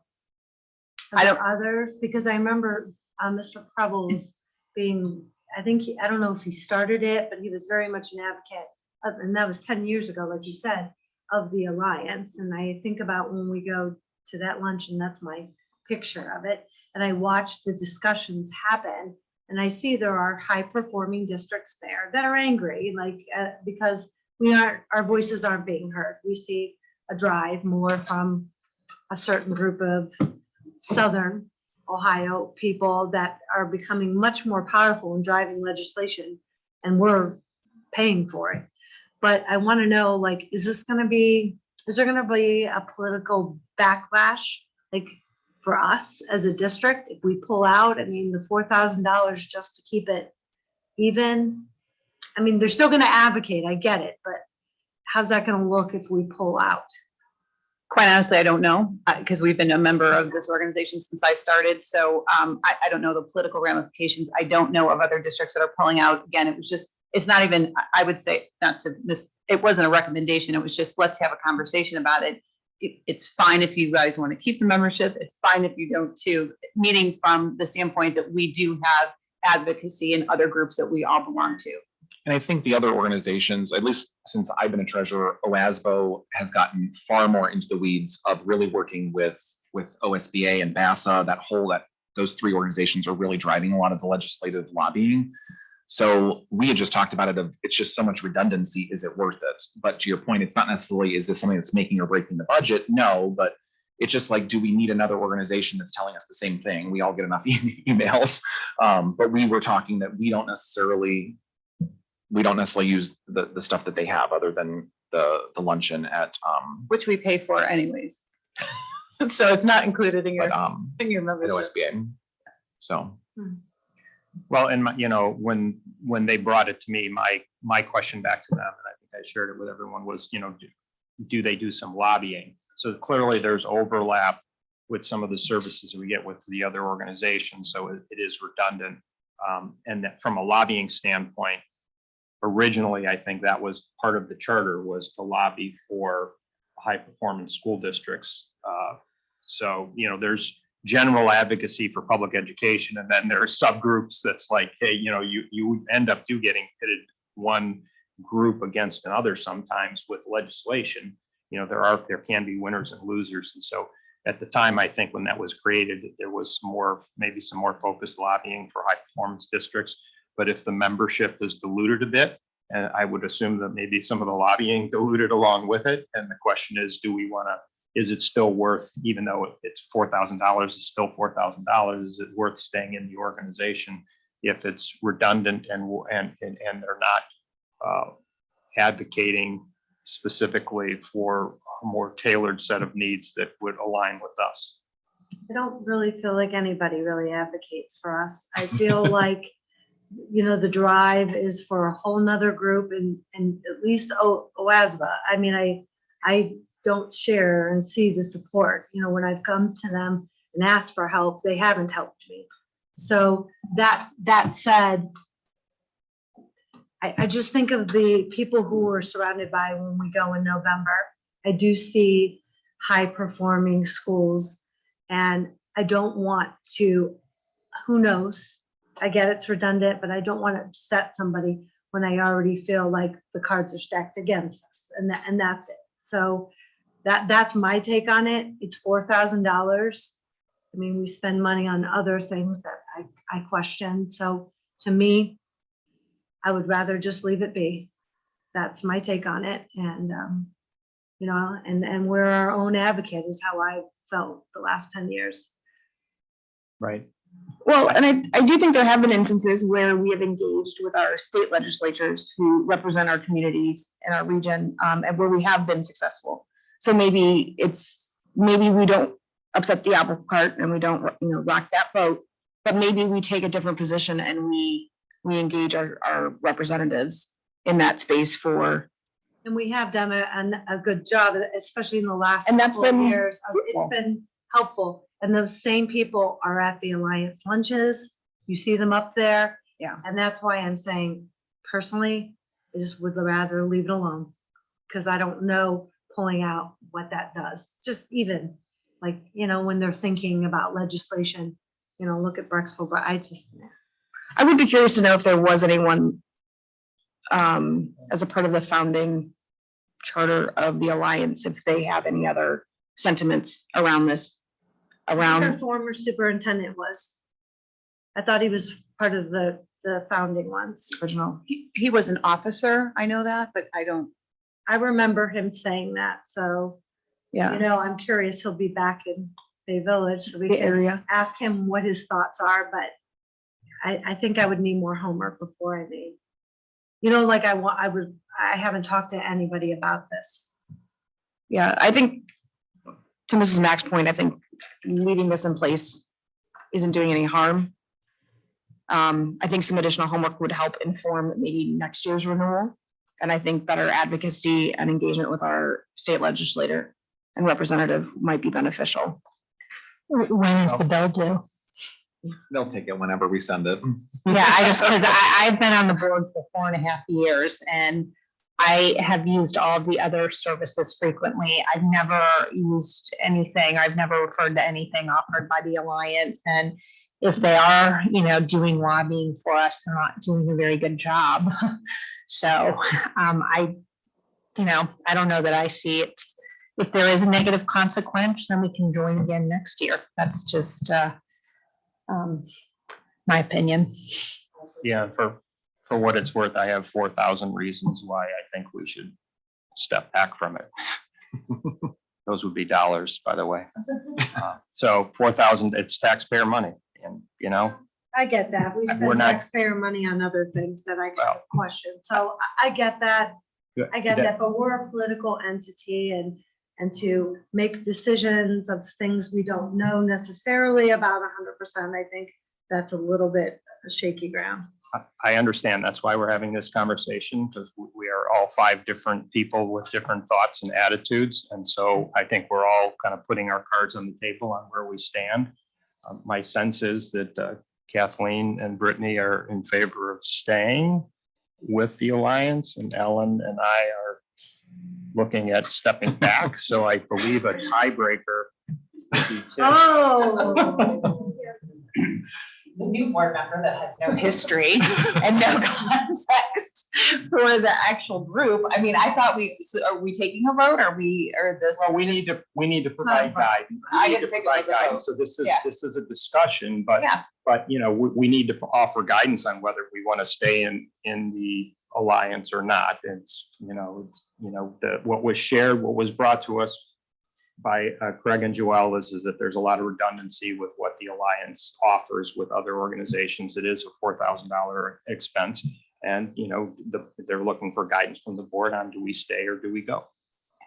And I guess my input is, I'm not good at the political thing, at the political game. And I understand that, that's a piece of this. And, my initial reaction is if this entity is not really if we're not getting any benefit or impact from it, I am in agreement that it's $4,000 that can go towards the district, towards students, towards needs of the here and now. So that's kind of where I lean. If we're not getting, I don't know if there's going to be political blowback. I don't know if there would be concerns, but I tend to lean towards, is that a good use of our money? And we have needs. I would rather put it towards our kids and what our needs are here. Okay, so why don't we step back from it, and then we can see what the impact is, and we can always revisit this and rejoin if we're feeling like we want to change course. Thank you. Okay, item B is parking lot improvement authorization. Resolve to approve the parking lot improvements at the high school, middle school complex and the actions taken relating thereto as attached. May I have a motion? So moved. Second. Okay, some discussion. Somebody want to give a narrative? You're it. No, I'm kidding. So we've had a lot of discussion about the parking lot because, as you know, we are starting the middle school and high school at the same time this year to provide some additional educational opportunities for our middle school kids. And in order to do that, it's going to at least be approximately 37 buses that we're going to need to park on the middle school and high school campus to get kids to school or have a place for them to park safely. So but the area that was chosen that we practiced with our bus drivers was in that what is now called the junior parking lot. And if we're going to take away those spaces, we had a couple choices. We could just say, sorry, juniors, you can't drive to school, and just make it a senior privilege of some sort. Or we had to find a place that we could replace some of those parking spaces that we are losing to the bus parking. We came up with an original plan that was going to have that parking lot back over by where the senior lot currently is. It was going to take up approximately half of a practice field. We heard from parents, we heard from board members that may not be the ideal location because of different kids that might use that space. There was a very purposeful reason that we chose that location first. Currently at the high school, we do have an open campus where our juniors and seniors are allowed to leave or come in late if they have a study hall first period. Currently, right now, we have to monitor 2 doors based on the fact that the junior lot is where it is now and the senior lot is clearly on the other side of campus.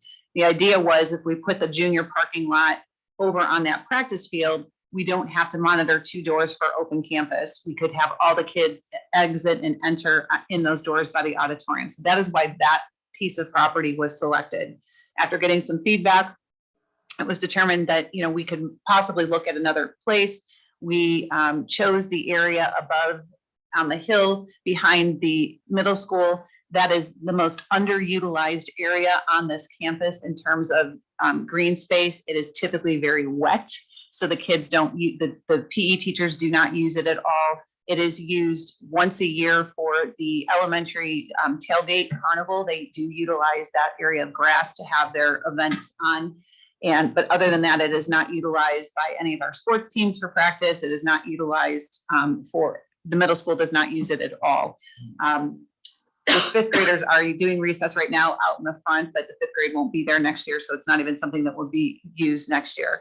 So we decided to move that parking lot location over there. It doesn't solve the problem at the high school at all about not having to monitor 2 doors. We're still going to have to monitor 2 doors, but that seemed to be a better location that it impacted less sports teams. It impacted less people from the standpoint that that piece of land doesn't get used.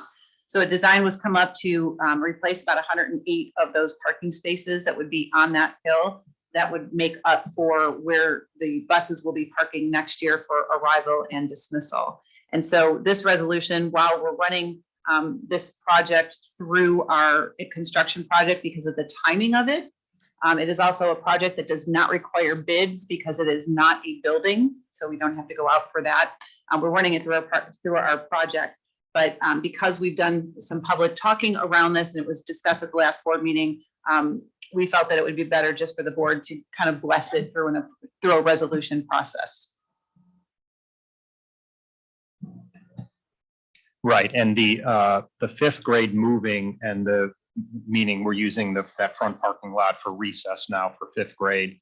The loss of spaces is a net loss, even utilizing that front parking, correct? Yeah, the front parking lot will go back to be used for employee parking for the middle school. Okay. Right, so this is all part and parcel of the new building coming online and figuring out new traffic patterns and the loss of parking spaces. And just to explain that a little bit about the construction manager at risk, you know, that the new building is being built with money from a bond issue that the voters graciously passed. That project has been run very well and very efficiently, and there is contingency money left over. And so by continuing to use Shook, who is our construction manager at risk, we're able to leverage the contingency, some of the contingency that's available to put this parking lot in and have them run the project, which is the only way we'd be able to get it done. You know, we're at the end of May, within 3 months. So they have some contractors lined up that have secured some capacity for us. So if we want to move forward with this and kind of solve this problem, this is the route that is being suggested. Craig, you want to pull up that picture too? Was there the attachment, just so people can see kind of like where we're talking? Or is it the next one? Yeah, I think there it is. So Mrs. Magyar, I know that you mentioned at the top of our meeting that communication regarding the transportation plan would is coming out tomorrow or Friday. So I don't want to like tip your hand and, you know, peek behind the curtain too much here, but I feel like I had a general understanding of the flow of traffic for cars, passenger cars, and the bus traffic with the lot being behind the visitors side of the stadium. I have some concerns around the cross traffic patterns related to passenger cars, especially with junior drivers, they're brand new drivers, and the bus drivers who have to navigate the very same space. They won't be in the same space. So maybe I'm misunderstanding then where buses will go and where new cars will go, or where the junior cars will go. So the junior lot right now is located right outside where the tennis courts used to be. I can't even say there where the tennis courts are, where they used to be. That is the junior lot. So that's where the juniors park currently. So they walk up the hill to get into the high school. Senior lots are behind the building. Right. That junior lot will become the bus lot. So there won't be junior cars in there. The way the junior, and it's not even gonna be juniors because we're calling it student parking at the high school. And again, more to come over the summer with Kevin as he starts to figure, as he starts to put this together and sell parking passes. But the student parking, they are not gonna go in that bus entrance or be in that bus thoroughway. So the buses will not have to interact with cars at all. That's part of our design on the new campus. We have designated specific entryways onto this campus. We have 3 of them. One for parent middle school drop off only, one for buses only, and then all high school traffic out of another one. So at no point where the buses cross the cars. So all the car traffic is going to come in off of the board office entryway here. It's going to be coned off. They're going to have to go left the bus and then go around. The buses are going straight out the middle school entryway. So there will not be any crossing of cars with buses. And this lot that is proposed here, those students are exiting out behind the high school. So they'll flow out the same way, down the other way. With So the they're not gonna athletic cross buses. department is, they're going down that way? Yeah, Yes, so behind. when they leave at dismissal time, they're gonna go down Yeah. past where the service entrance is to the cafeteria, behind the building and Right. wrap back around to come back out here, the board office Wow. entryway. Back So in. we've separated the car and the bus traffic. Okay. That'll slow them down too. That's great. That is. I appreciate That'll these. slow 'em In down. theory, Yeah. it's great. Yeah. Or- In theory, hearing it it's great. works. And we just need, a comment was made to me by a bus driver. People have got to learn to follow the rules, so maybe One of the things that we did too, which I learned yesterday, I did not realize that in previous administration that our police departments were not authorized to allow to ticket parents and students that were not following the traffic patterns.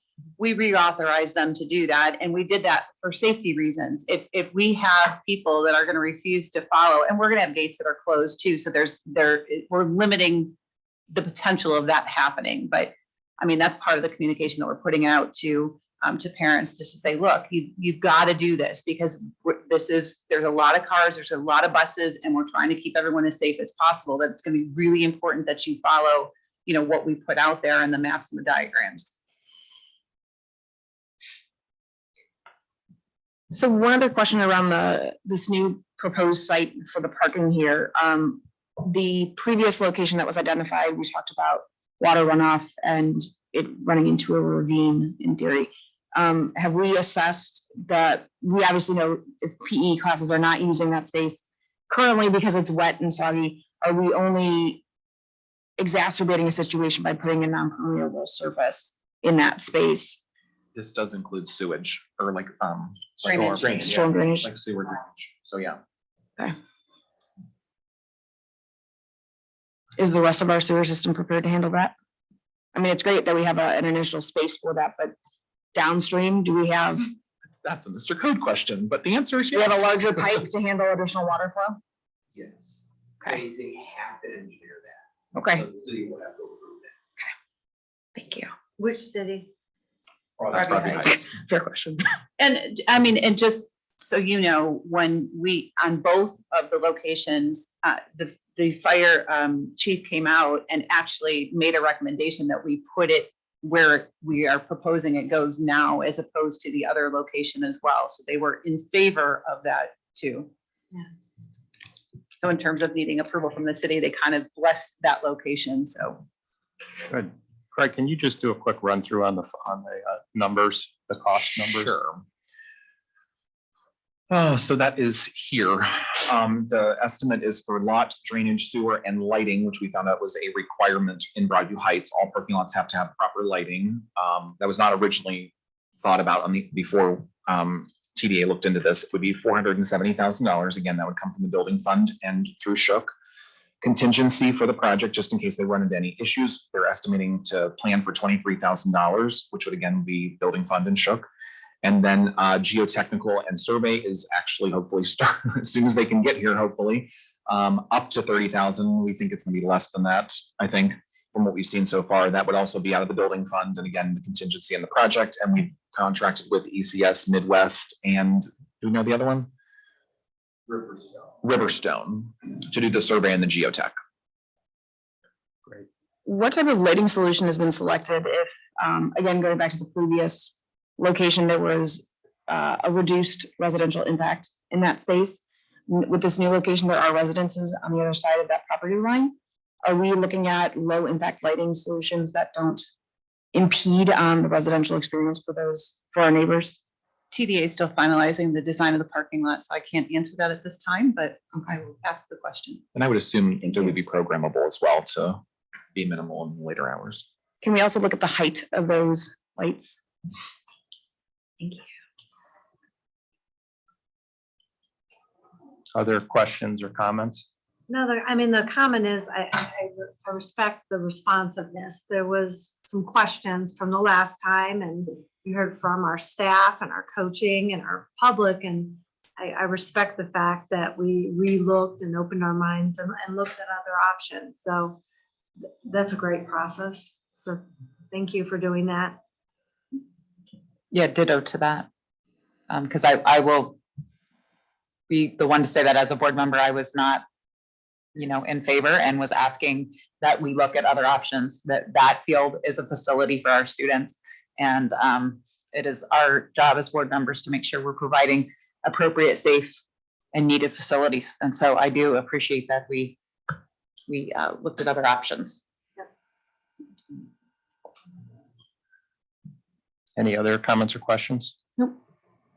Roll call. Mrs. Kramer, Yes, Mrs. Kwiatkowski. Yes. Mrs. Mack, Yes. Mrs. Wigman, please look at the lights and the drainage. Yes. Mr. Dosen. Yes. Resolution passes. Item D, 8D, a resolve to approve the resolution to dissolve board committees as attached. May I have a motion? So moved. Second. So this is a follow through from our last meeting. This is, I think, the third or fourth time we've talked about this, but in essence, what we had decided on last month as a board was we were going to dissolve our 3 board committee meetings, which grew to 5 upon further review, and we are going to dissolve them, and they will be reconstituted with the power that Joelle has to create district committee meetings. They will be reconstituted as district committee meetings, and what were the 3 meetings? Permanent improvement, policy, Financial. and financial liaison. We will, when we do hold those meetings, we will tether them into a board meeting, whether we do it on the front end as a work session or just put it as an agenda item, so that they get the visibility of what's happening with those committees, and we'll just plan on doing that. So this is the resolution to dissolve or undo those board committee meetings. Any comments or questions? Roll call. Mrs. Kramer, Yes. Mrs. Kwiatkowski. Yes. Mrs. Mack, Yes. Mrs. Wigman. Yes. Mr. Dosen. Yes.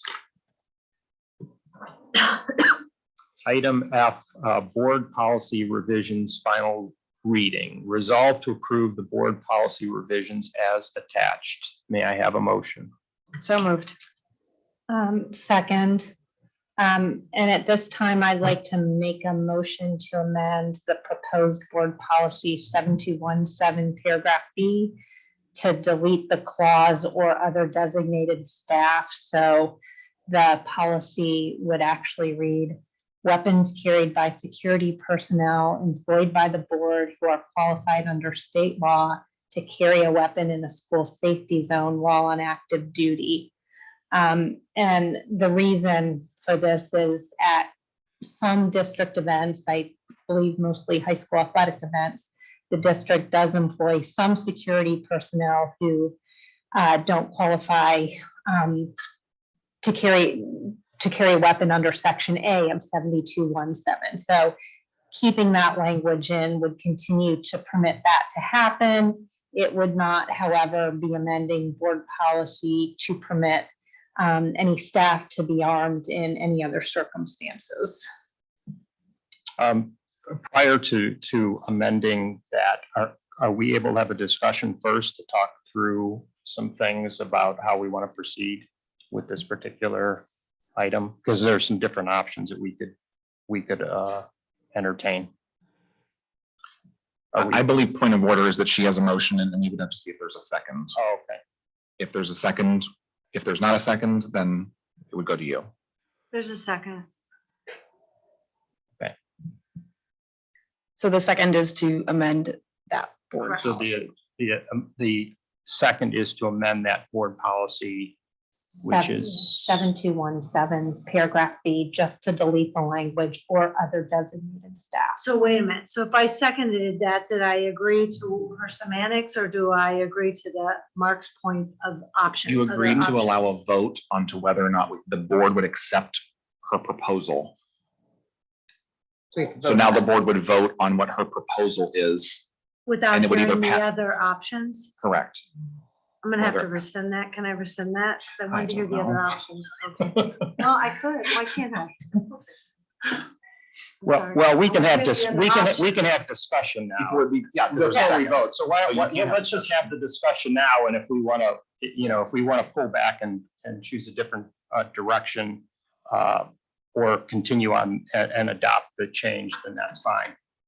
And the reason I ask that is because, the change that we're suggesting for this policy, this is now the third iteration. Originally, I think we were going to change it to board authorized, and then we got some feedback, and then we're going to strike item B. And then just today, hours before the meeting, it was like, well, wait a minute, now we want to make this change to the language. And so I'm not opposed to changing the resolution, but this is, we did the first reading on all of these policies. This is the second and final reading before we adopt all of them. And now we're talking about changing one of them, and the change has now gone through 3 iterations about what we want. And so what I'm wondering is if it might not be better to just take this policy and pull it off, figure out if this last third iteration of the language is the right language, and then put it onto next month's board meeting for the first reading, so the whole public can see what the final thing, this language just came out hours ago. And then the next board meeting after that, because there's no sense of urgency that we have to do this, right? I mean, a 2-month delay in this particular policy doesn't really have any impact. Is that safe? Because we'll be in summer. I mean, in terms of logistics, yes, I don't have the policy when it actually went into effect, but is it July of 22? I don't remember. I'd have to look it up, but no, I did, if I may. Sure. So I just want to be very clear because we got a ton of emails today from people, asking us to change this policy and do not allow. I just want to be very clear that at no point does the policy say that we are just going to carte blanche allow anyone who got this training to walk in school with a weapon. That is not what the policy read in its original form. In its form that you're looking at right now, prior to the amendment, it said, designated employees. That doesn't mean that, the board doesn't have to designate anybody. The board does not have to ever designate anybody. So I just wanted to be very clear to all the emails we got today, because all the emails had this impression that if the language stayed the way it was, that meant anybody who went through the peace officer training, and it's thousands of hours of training, by the way. So having a full-time job and then being able to do that is going to be very difficult for any of our employees to do that in the first place. But it didn't mean, and nor does it mean the way it's currently written, that just because somebody has that training and holds that license, that they get to come into our building with their weapon. It didn't say that before. It's certainly not going to say that with the amended change. I just want to make that crystal clear, because all of the emails I was getting frustrated. I'm like, there is misinformation out there about what this currently says and what it means. So I just want to clear that up, that even if the board decides not to amend it, the language as written does not permit people who have this training just to come in and carry weapons in our school at all. So respectfully, I recalled with Mark, this conversation happened a long time ago, maybe 7, 8 years ago.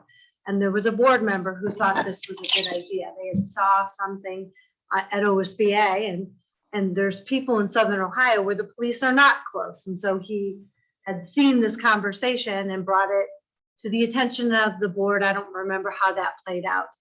But to that point, I remember the same union representative was in place, is still in place today.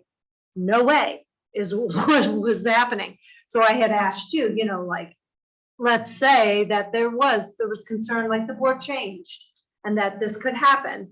I can tell you that the union would not allow this, and you know, it wouldn't be smart on their part. I do understand, though, the reason for the idea of this, because I did see those people speak, and I get that, you know, the police department's 20 minutes away from them and that they had to take this route. But that said, if we designated, we do still have that power, like you said, but I can also tell you that the union would not allow it. So. Well, and again, you know, how this is all unfolded, and actually, Ellen, when you had suggested the change initially, I suggested let's run it by Pat Corbett, and we did. But the language you're putting out, you know, that you're suggesting now, we didn't run by Pat. You know, we ran one language change by him, then we said, no, let's strike B. Then we said, well, wait a minute, now let's put this. And that's all good. You know, wherever we land is fine. But this, for me personally, this is feeling way too rushed. We got all kinds of feedback. Some of it, you know, there might be some misunderstanding. We don't have to adopt this policy right now. This is the benefit of doing 2 readings, is that it started to get socialized with people, and people are like, hey, does this mean this? Does this mean that? And I'm just suggesting that we step back, pull, maybe modify the agenda to pull this particular policy off, figure out exactly what the wording should be, get Pat Corbett's input, get other people's input, get it out there in the public, and then next month come back with the first reading of just this policy so everybody can see it, everybody can ask questions. We do a second meeting where we finalize it and approve it. I guess that's what I'm suggesting, because this feels very rushed, and language change hours before the meeting. I'm uncomfortable with that. I'm just gonna, so we have had a lot of communication from the public on this very recently. I'm sure because of what happened yesterday in Texas is part of it. But every single communication that we have received was absolutely against arming teachers in our district. So in light of the overwhelming, there's a clear viewpoint in our district that they don't want staff designated to carry weapons. So I guess all we're doing is taking out 3 words from this proposed policy. That's it. I mean, we're taking out the word designated staff. And the other reason for the concern is that there's proposed legislation pending in our state legislature right now, which is going to greatly, if it passes, it's going to greatly expand who gets to carry guns. So that is the other big concern that people are dealing with right now. You know, there's, you know, a lot more hoops that people have to jump through to be able to be, you know, designated staff. But if that legislation passes, that's not necessarily the case. So it'd be my preference to just delete those 3 words from the board policy. We can always add it back in at another point if, you know, we so choose. But I mean, in light of what our community has been telling us, I don't have a problem just simply taking those 3 words out of that paragraph. Just to be clear, though, if we pull the policy, it never goes into effect. So the new language, you're suggesting we move forward with changing the language on the new policy. I'm suggesting we pull the policy completely, just this one policy. If we pull it, it never goes into effect. So there's nothing to change because we never implement the new policy. Okay, I just don't know that I don't need more information, but if you need more information in order to make a decision, that's up to you. I just think I think it's a dangerous precedent because we try to be very meticulous with our policy because of its impact. And so to your point, for us to add language hours before is not a good place. I've been on policy for 10 years now. I see the meticulousness of Mr. Corbett. He offers us options. He's like, some districts do this. So we heard that. And with this one, that's what he gave us. So I would like to circle back with him, still being on policy committee personally. And I want to hear what his take on this is, and pulling it. If it does what you say it does, which it does, then that feels better to me. You know, and understanding the public needs to understand the intention never was to arm our staff. It Right. never was. And if it reads that way, we need to clarify that, but we need to have our expert in policy do that for us. So in this case, does someone need You would need to to do a vote. motion to remove? But you have a first and a second to vote on. We have to vote, right? Ellen's On change, Ellen's on the change. change. And then after. You can do another. We could amend it Motion if to we amend. wanted to remove the Remove. policy. Yes. Correct. So do you want a roll call on Ellen's? Well, I want to hear, I think Brittany and Tish, if you have thoughts on how. I'm in favor of revisiting the policy 7217. Yeah. Okay. At a later date to confirm clarification with legal representatives and move forward. Confirming that, as Mrs. Mack outlined, it's never been the intention of the board to arm personnel in that space. And by not approving the policy as it's written today, the existing policy stays. Tish, you have any thoughts? Well, this has been clarified for me because I feel like with all the communication today and everything that I became somewhat unclear. I knew that our intention was never to just let anyone, have a weapon. I certainly hear the community. I certainly hear your concerns, absolutely. And I do think we need to be as clear as possible. And if pulling this policy right now allows us to get a very, talk to who we need to talk to and get a solid new policy in place that we can go through with the public, I would rather do that. So I'm supportive of that because we need clear communication because there's a ton of misunderstanding, obviously, around this. Okay. And So- if there does need to be a special meeting, mitigating circumstances require us to put the policy in place ahead of next month, I can be available to do so.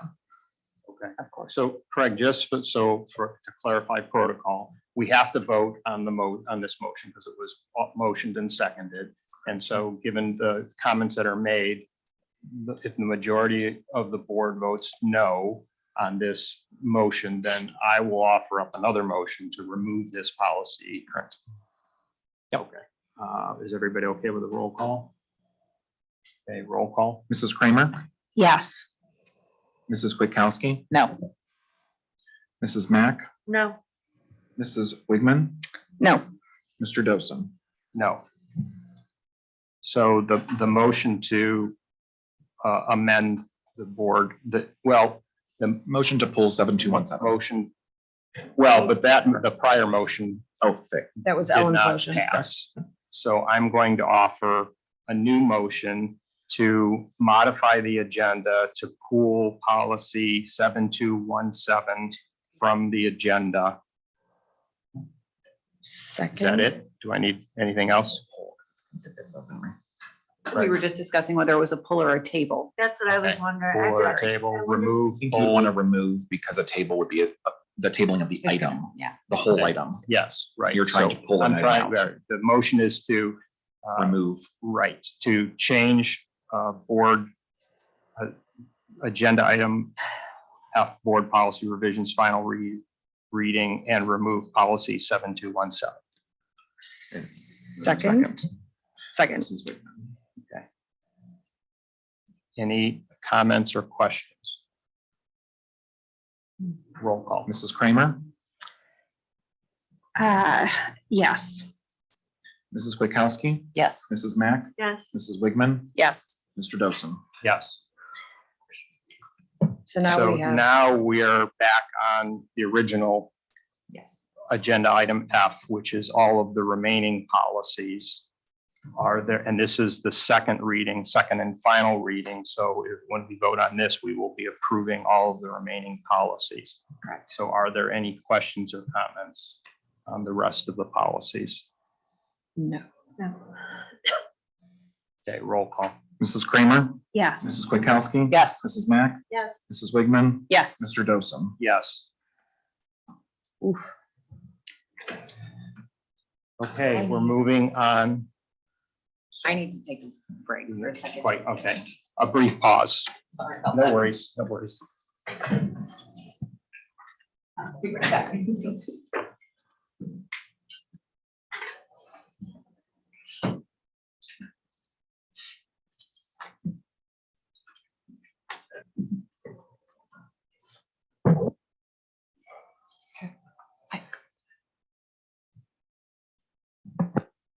We could restart the conversation with Dr. Martin. I'm sure that would fill in some time.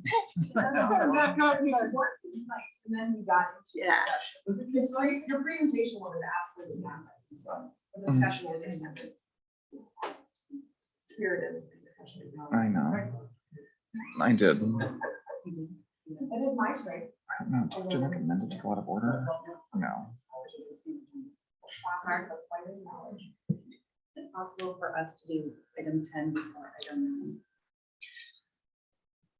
I have somebody I'd like to introduce you to, but I can't do it until after. Oh, Our sure. meetings. Do we need to? It used to be back in the day, we'd go to midnight. Thank goodness. Do we, Amend it? we don't have, we haven't gotten to it. Do we get in a different? Okay. Yeah, sure. Would you mind? Yeah, no, that's not a problem.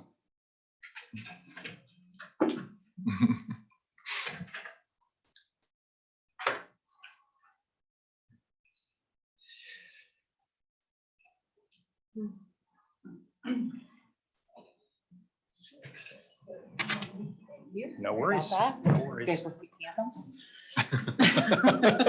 I mean, this is 2 hours. All right, so we're going to reorder things a little bit just because of some in-house situation. So we're actually going to go to item 10, Superintendent's Consent Agenda. Item A, resolve to approve certified personnel recommendations. Item B, resolve to approve classified personnel recommendations. Item C, resolve to approve the attached reduction in force as attached. May I have a motion? Oh, I'm sorry. And item D, resolve to approve superintendent's consent items A through C. May I have a motion? So moved. Second. Are there any questions on the recommendations? I will have comments after your vote. All right. Roll call. Mrs. Kramer, Yes. Mrs. Kwiatkowski, Yes. Mrs. Mack, Yes. Mrs. Wigman, Yes. Mr. Dosum. Yes. Okay.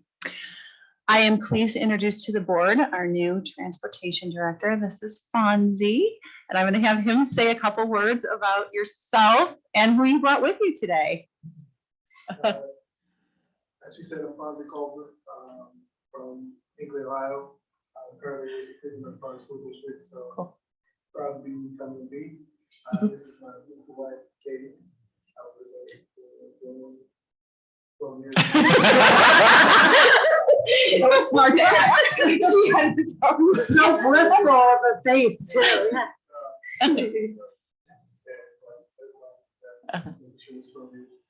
But I'm glad to be joining you guys. Very excited and just looking forward to everything. And thank you guys for the vote. Excellent. Yeah. We're very Welcome excited. aboard. You have a very difficult job, so welcome and we appreciate you. Yes. Yes. We have Yeah. very engaged parents. So Yeah. have fun. I don't know if you heard, but we're building you a new parking lot. That's right. Yeah, Great. so yes, our motto this summer is fire, ready, aim. Because we just gotta go and figure it out. But we're really glad to have you with us as part of our team and looking forward to working with you. And you are absolutely allowed to leave at 9 o'clock, because I know you've got some kids at home, so I'm sorry this has taken so long to get to this point. Normally not this long. Run, don't walk. We'll start. Thanks, Bye-bye. Thank Welcome. you. Yes. Thank you both. When you get home, you can pull up the rest of the meeting on YouTube. Finish off the evening, maybe open a bottle of wine up too. All right. Item 9, now we're kind of going backtracking to item 9, superintendent's other business. Item A, resolve to approve the ESC extended school year service contract for the teacher of the visually impaired as attached. Item B, resolve to approve the Sendero Therapies, Inc. agreement as attached. Item C, resolve to approve the suburban transportation contract for the 2022-2023 school year as attached. Item D, resolve to approve the resolution authorizing change order number 1 to Warren Roofing and Insulating Company's contract for the 2022 high school roof replacement project to add EPDM roof replacement, roof section 13 auditorium in the amount of $216,000 as per attached. Item E, resolve to approve the resolution authorizing change order number 001 Tabasco Sports Contracts contract for the Brexville-Broadview Heights track renovation project to add Exhibit A, school bus student loading zone in the amount of $52,027, and Exhibit B, relocation of pole vault tray and standard pads in the amount of $8,500 for a combined total of $60,527 as per attached. Item F, resolve to approve superintendent's other business items A through E. May I have a motion? So moved. Joelle, you want to give us the highlights? I'll give you the highlights. So item A, the ESC service contract for our ESY services. That's our extended school year services that we provide to some of our special needs kids over the summer. We have a child who requires that service. Sendero Therapies agreement is for the next school year. It is who we use for some of our OT and PT services in the district. Suburban transportation contract is also for the 22-23 school year. We use them to transport some of our profoundly disabled kids to other locations for their schooling.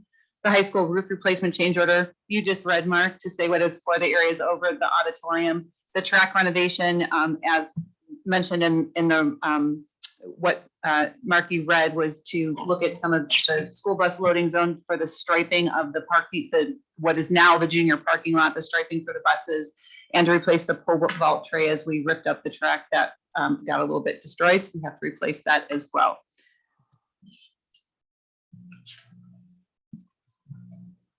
Any questions or comments? Hooray roofs. Roll call. Mrs. Kramer, Yes. Mrs. Witkowski. Yes. Mrs. Mack. Yes. Mrs. Wigman. Yes. Mr. Dosen. Yes. Moving on to item 11, treasurer's consent agenda. Item A, resolve to approve the financial reports as attached. Item B, resolve to approve the updated 5-year forecast as submitted. Item C, resolve to accept donations as presented. Item D, resolve to approve the minutes of the April 27th regular board meeting as attached. Item E, resolve to approve a 1-year contract with EduTech for technology services as attached.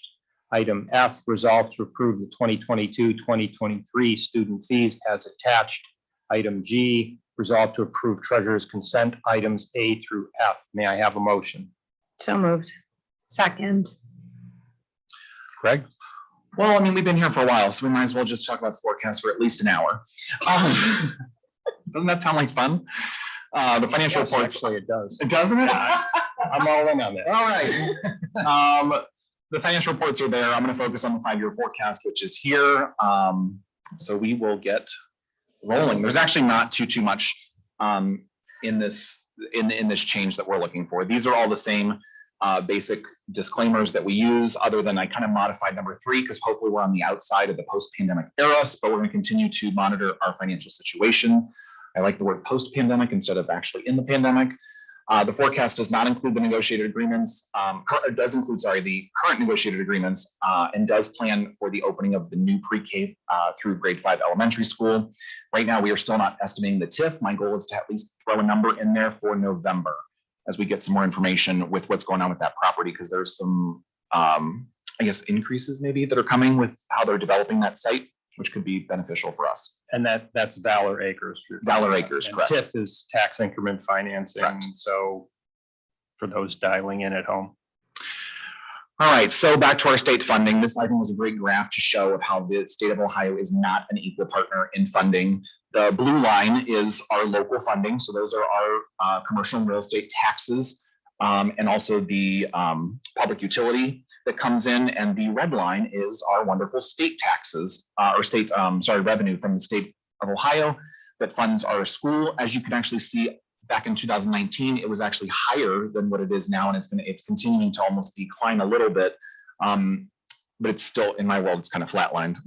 So that kind of demonstrates exactly how much funding we get, which is very minimal from the state of Ohio, even though we have a new funding model proposed. This talks about the general fund expenditures, kind of breaks out what our estimated ending of the year will be is $51.9 million in total expenditures. Wages and benefits would be a total budget of 87.1%, which is high, but as we talked about that new funding model, it is inflated since House Bill 110 reduced expenditures of direct payments to schools. So those expenditures came out, which then inflates the salary and benefits. But as you can see, 87%, that is the majority of our budget, which is why we are obviously trying to be laser focused on staffing as we head into the next school year. This is an ending cash balance. I mentioned this before, that 60 days of a cash balance is the state recommended minimum. At 60 days of cash, just to put that in perspective though, because I've been there in my prior district and actually worse than that, but we would have certain times of the year because of how our cash flows come in that we would struggle to make on-time payments, most likely November through February, because that's just a very, very low point for the district. It's a low point for many schools, but we don't get the new tax money to come in until the beginning of February, really. And so letting it get that low is going to be a concern in the future. Fiscal 22 is projected to be at 155 days of cash. That's good. But fiscal 26, it does drop us down to 97 days of cash. And then probably my favorite slide is the KISS statement, which kind of demonstrates where we were. So I've now moved the November forecast into the upper right-hand side. And so you can see that is what was proposed in November, and you can see the changes, which I'll kind of move down a little bit because this thing is in the way. Let me move this over here. So this is the same thing in a little bit of a different format off of a spreadsheet, but we're doing a little bit better here in fiscal 22 than what we were assuming, but we're also doing a little bit worse in fiscal 23. These are our deficits, which are actually pretty consistent with what was proposed in November. And then to add this to the estimated millage required to cover that deficit in 2026 would be 2.44 mils. So for instance, if you'd extend this out to fiscal 27 in November, and that number would now go to $4.5 or $5 million, it's going to then increase that number of millage that's going to cover the deficit. So that's only at the millage at this time in 26 that would cover that deficit. Obviously, you would want to be above that so that you wouldn't have to keep asking voters for money. But it does put us in a slightly better position at the end of fiscal 26 at $15.3 million instead of $14.5 million. And then lastly, just general comments that, again, we're still waiting to see if the upcoming preschool changes. I think we've talked about this. This is a big thing for schools right now in terms of funding, of whether we have to hire. It's going to force us to basically hire additional staff. So that's part of, I scaled back some of the I guess, savings of personnel just in case, but we don't know what's going to happen with this right now. There's some stuff coming down the docket there's some open comment periods, which I think everyone is allowed to comment, public comment. So I would encourage you to reach out and do public comment on this legislation that's coming down that's going to affect preschool. Yeah, I would just say, as Cindy and I have talked through, even with some of the changes, even if those changes go through, it's not in terms of what is still in the language, it may save us 0.5 of a position. So even with the changes, not really helpful in terms of what you're talking about. Correct. Again, we're going to continue to monitor House Bill 126 implications as we kind of move forward over the next year or two, just to see what that's going to look like if we're going to have a decrease in revenue stream from our commercial property. We continue to use grant money. I think Dave's done a great job this year. He's spending that free money, as is Mr. Code. I always say spend the free money first, right? And so we are doing a good job. The bad news is I think we just got the denial letter of OFCC, correct? Okay, so we did apply for an OFCC grant and we just received the denial. We did not receive the grant, but we are still trying to always apply for grants and use that money first. Overall, we still maintain a very good financial stability. We need to be cautious. Deficit spending can quickly get out of control. As enrollment continues to decline in our district, we will need to continually adjust staffing levels appropriately.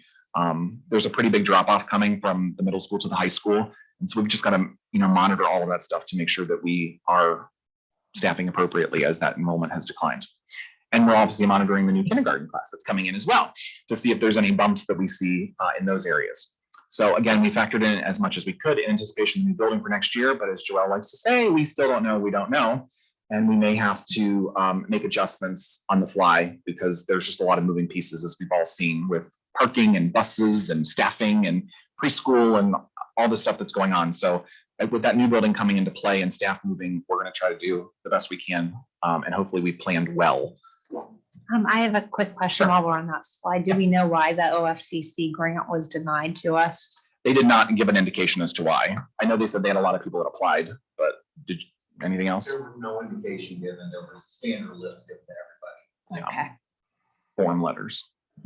So let me understand, on slide 6, that means you can't certify at the end of 2023? No. No, Failure to certify would be that we are out of money. okay. So we still have a cash balance here. This is our cash balance, 20 million, 18 million, and 15 million. So failure to certify is if that line, 7.02, sorry, is in negative. Okay.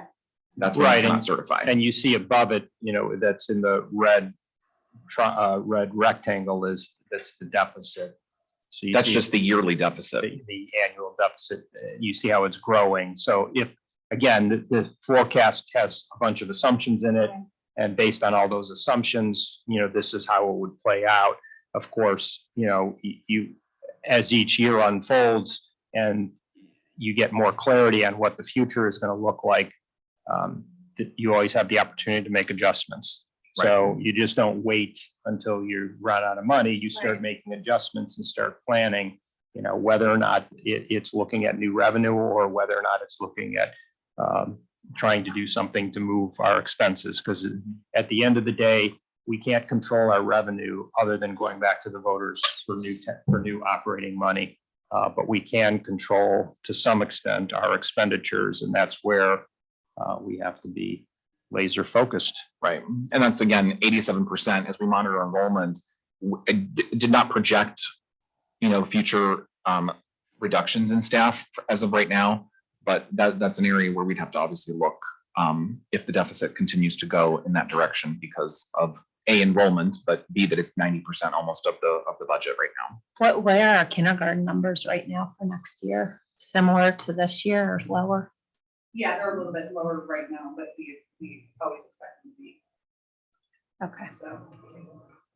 Yes. I don't know. When was our last levy? 2017. Okay. And that was the first one in 12 years. Okay. I have a question, political, because our staff is so seasoned and up on the scale, is it an option to retire or hire? Is there a window you can only stay here for 3 years? If people are near retirement, but they still want to continue working because they changed, isn't it 30 years now? You had to have it and they moved it down. I think it's 35 still, but there's no age requirement. Okay. So there's still, We do have a couple. Is that something that districts do? They ask that question? Well, we just did some of it. Yeah, into but we last do year. it very targeted. Well, we did it correlating with our new building Right. to kind of right size our staffing. Okay. So, it's But something is there a that window? You can only stay this long. we usually kind of figure out whether people are even interested, I guess, but there's not necessarily a window. Once someone retires and rehires, we have the ultimate control typically of how long we're going to allow them to stay. So there's no So rule. you can have them retire, Say as long rehire as for you want. 4 years, 5 years, whatever whatever we would Okay. decide. But yeah, Okay. but there's other implications with that because a lot of times they lose seniority and other things as well when that happens, which is sometimes they don't want to give up. Donations, just one for $600. The minutes are there. There's no increase in cost to our agreement with EduTech. Remember, this used to be the Madison one that changed over to EduTech. The price is the exact same for next school year. Student fees, all of kindergarten is moving to $45 to be in alignment with the entire elementary school. Sorry, Pull that up. I was like, yeah. Just show So this is the high school schedule. So the $70 fee is here. CCP is a reduced $45. Everyone has a tech fee. So that's their total. These are some optional fees. For parking is $50. If they're a Cvcc student, it's $25. And then instrument rental is $40, and that's per instrument. We did meet with the band earlier because this used to be just $40 for as many instruments, but it will be $40 per instrument. And then the CCP fee is here. If they fail a CCP course, it is also charged back to the student. Same thing with, sorry, not the same thing, but AP fees are charged only $1 to cover the cost of proctors above what the state board or college board charges. And then we also have the fines on here for parking fines that are issued by the police to students. Kevin has said no one's done more than 5, but they're $10 for each offense for students parking where they're not supposed to or how they're supposed to or whatever. That's the high school. Middle school is matching the elementary school at $45 and the tech fee of $30. And then they would also have the instrument rental if it applies. And then elementary is now preschool through 5. All of them are $45 with the exception of preschool, that stays the same. And the $30 tech fee, because we do have Chromebooks now since the pandemic in kindergarten and first grade that have been added. And again, if there are any instrument rental fees down there, that's per student, and that's included as well. Is that new with kindergarten, those fees? No, they used to be 30, but they wanted, Colleen had recommended just to match them all the way through, all the way from kindergarten through 5th grade. And that's it. I have a question. Sure. Just because it wasn't clear when I was reviewing the agreement. What is EduTech? What do we use them for? So we use them for I guess a host of things. They provide us with a network engineer, a Google expert, and then Bob sits in our cabinet meetings as like our director of technology. Once Mr. Schinker left, we kind of filled that role that way. And it's at a reduced cost basically is what we pay because they do like other schools as well. So they kind of provide our staff with some processes, procedures, consulting, stuff like that, in lieu of having our own like dedicated tech director. That's what they provide for us. Okay, thank you. Mhm. Other questions or comments? Okay, roll call. Mrs. Kramer, Yes. Mrs. Kwiatkowski, Yes. Mrs. Mack, Yes. Mrs. Wigman, Yes. Mr. Dosen. Yes. Moving on to item 12, closing items. Item A, announcements. The next regular meeting of the Board of Education is scheduled for June 29th at 7 p.m. Item B, adjournment. Resolved to adjourn the meeting. May I have a motion? So moved. That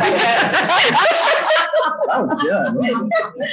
Just take it back. Roll call. Mrs. Kramer, Yes. Mrs. Kwiatkowski, Yes. Mrs. Mack, Yes. Mrs. Wigman, Yes. Mr. Dosen. Yes, the meeting is adjourned. Everyone have a enjoyable and